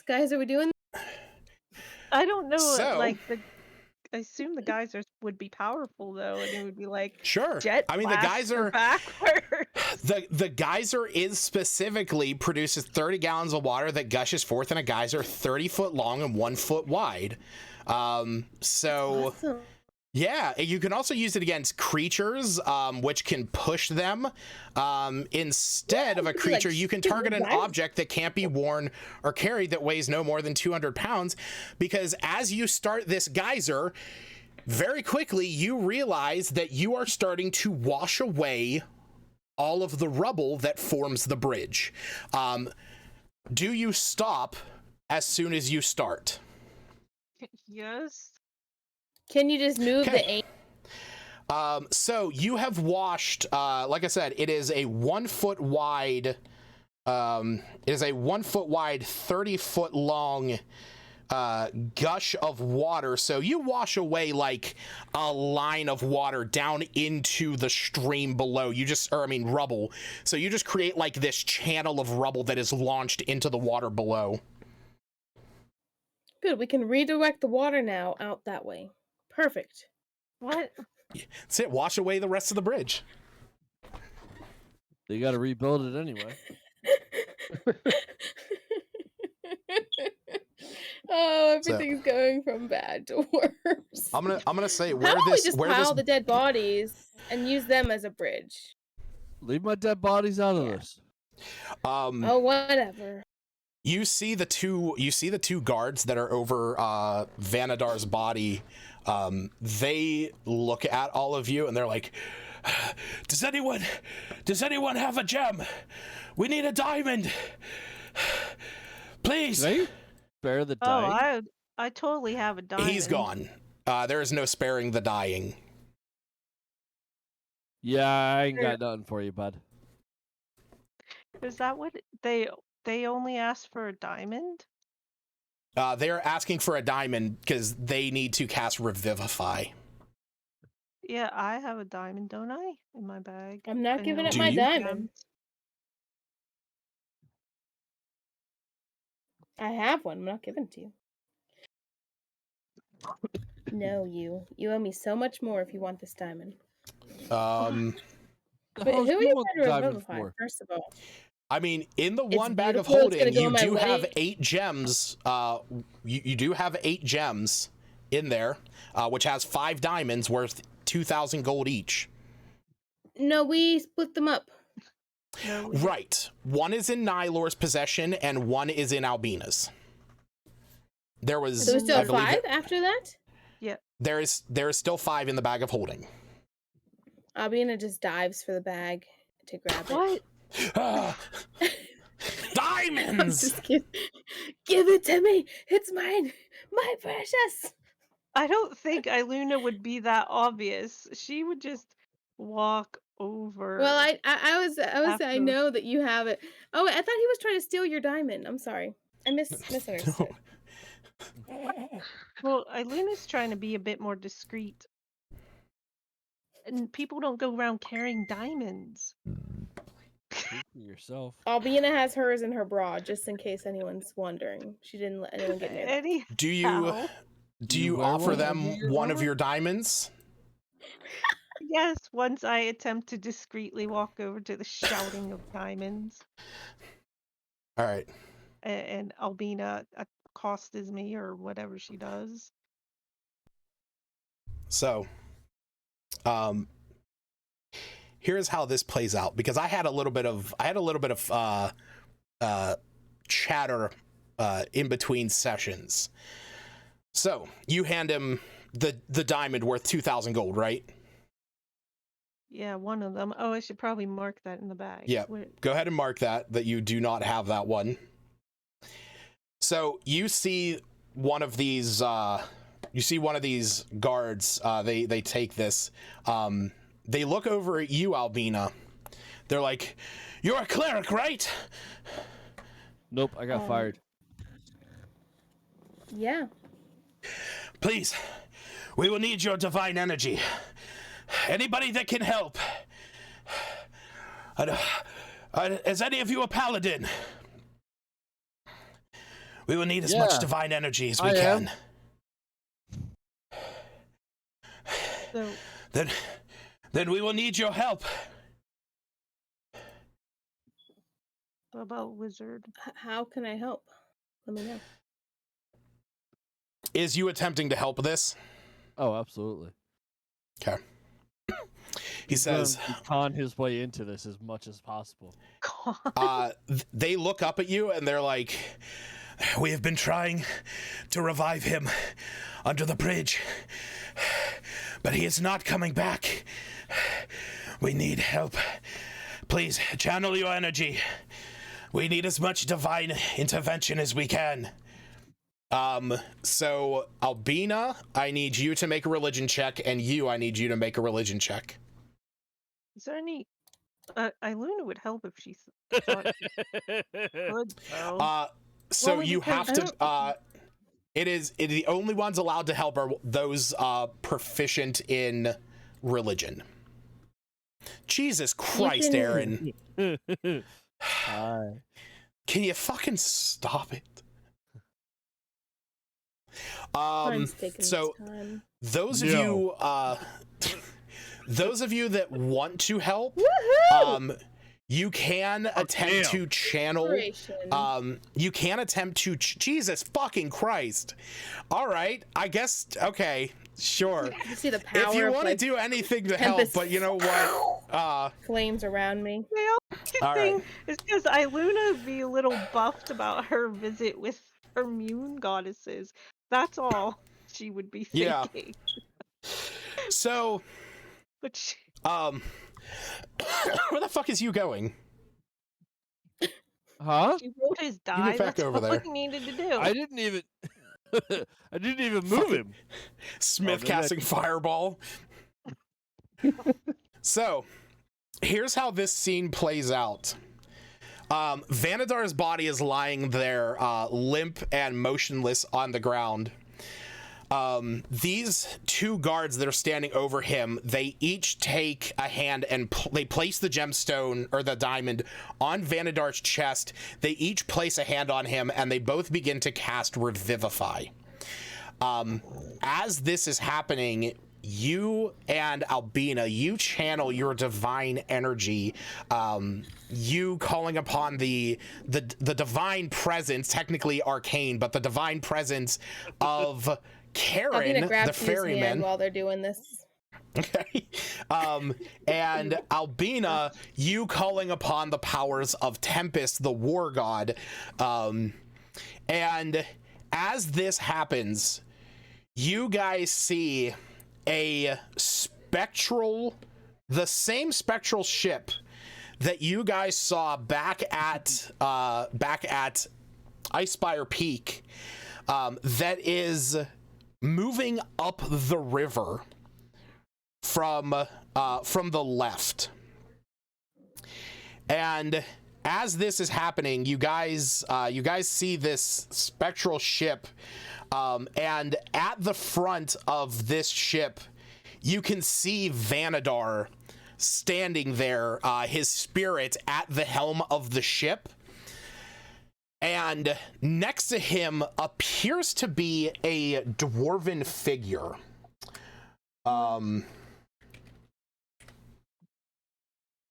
So it is of a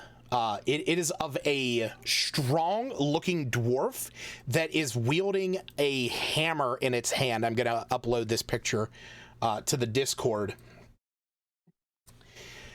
So he is standing right next to Vanadar's spirit.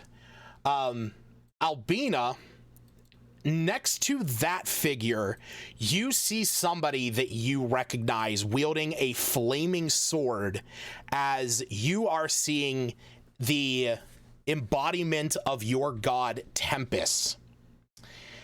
And at the helm of the ship is Karen. You can see that once they arrive, the dwarven figure gestures towards Vanadar's body, and you see Vanadar's spirit step down from the ship, walking ethereally across the ground, and gets back into his body, at which point you hear Vanadar, life is brought back into him. Aboard the ship, though, you see Albina. the figure with the flaming sword wearing this heavy plate armor, a long flowing red cape, and war dress. It looks over at you, and you see this, like, almost kind of evil looking grin on its face. I'm going to post another picture there. As it looks down at the bodies in that glass circle, and you see you see the figure raises his hand as each of the bodies begins to catch flame, and they all stand and start marching over to the spectral boat. It is then that Karen steps over to the edge of the ship, looks at the bridge, and then looks over at the dwarf and says, "All right, I did your job. I got him back. Now you do yours." And you see the dwarf cracks its knuckles and smashes its hammer onto the edge of the bridge, and you see the bridge slowly beginning to reform. Magic bridge. Nice. Thanks. As this happens, you see these two clerics that are laying on the ground over Vanadar's body. Their eyes are wide at this sight, and you can all hear the one whisper, "Lord Moradin, he has blessed us this day." And with that, the ship begins to move once again as the bodies are now marched onto the ship, and you see that the boat continues down the river. Karen giving a thumbs up to you. Would I Luna vaguely recognize Moradin from any sort of information in all the past? I mean, I'm gonna say that, like, hearing them say Moradin, I mean, Moradin is the father of the Dwarven Pantheon, so he is the Lord of the Forge. Specifically, he was the god that Vanadar worshipped. Yeah. It's Vanadar now. Vanadar is now alive. Mm-hmm. So, I'm not gonna lie, I wasn't planning on giving you guys that, but 2 fucking nat 20s on religion checks, and also giving up a 2,000 gold diamond to bring back Vanadar, that fucking sealed the deal, because I was gonna have you guys have to go through the process of healing Vanadar somewhere else if you didn't have a way to do it, but then rebuilding the bridge. I was gonna take a nap and pray. And then Luna is all she heard was physical objects she has in her possession. Well, sure. With the diamond. Sure. She's less attached to the monetary value of things. Well, the monetary value definitely helped, because you paid for Vanadar's life 3 times over. Yeah, I know, like, mechanically, we should have had them separated so they're... Oh, yeah, have a gem cutter actually cut them down into, you'd lose some of the value out of it, yes. But yeah. But we never managed to find anybody like that, and, well, why waste it? It's just sitting in her bag. But she would, like, give him a hug and say, "You're needed with these people." He sits up. And yeah, you see that he sits up, and he says, "Yeah, I came face to face with Moradin, and He said my job wasn't done, that I had a bridge to build, but it's fixed. Maybe a more, I don't know, emotional kind of bridge between two cities. Maybe. Oh, we gotta get back inside. I want to make sure that nobody's hurt. And we have to get these bodies out of the river. Yes. We will do what we can. Thank you all. As he looks around to all of you. So with that, you start to see some more of the guards now moving from that higher peak, coming out and starting to pull the bodies of the dead into Axholm. So that is where we will end tonight's session. Woohoo. And we will pick up in 2 weeks as you guys are going to start the trek back to Lylon. Oh, 2 weeks. 2 weeks. That's right. Never mind. Well, Maggie. Actually, yeah, you guys will have a moment here, but yeah, you're gonna have to. The time? No. The time skip? Oh. No. No, not yet. Almost. Actually, before you guys are able to move everybody, you're gonna have to head back to Umbridge Hill. I'm flying on the carpet this time. I'm not walking. Those horses are why? Because that's where the wagons are. Yeah. Okay. We didn't get anything from there. We didn't get any from. You're putting those wagons Hopefully in that there's bag enough- of holding, and I'm flying.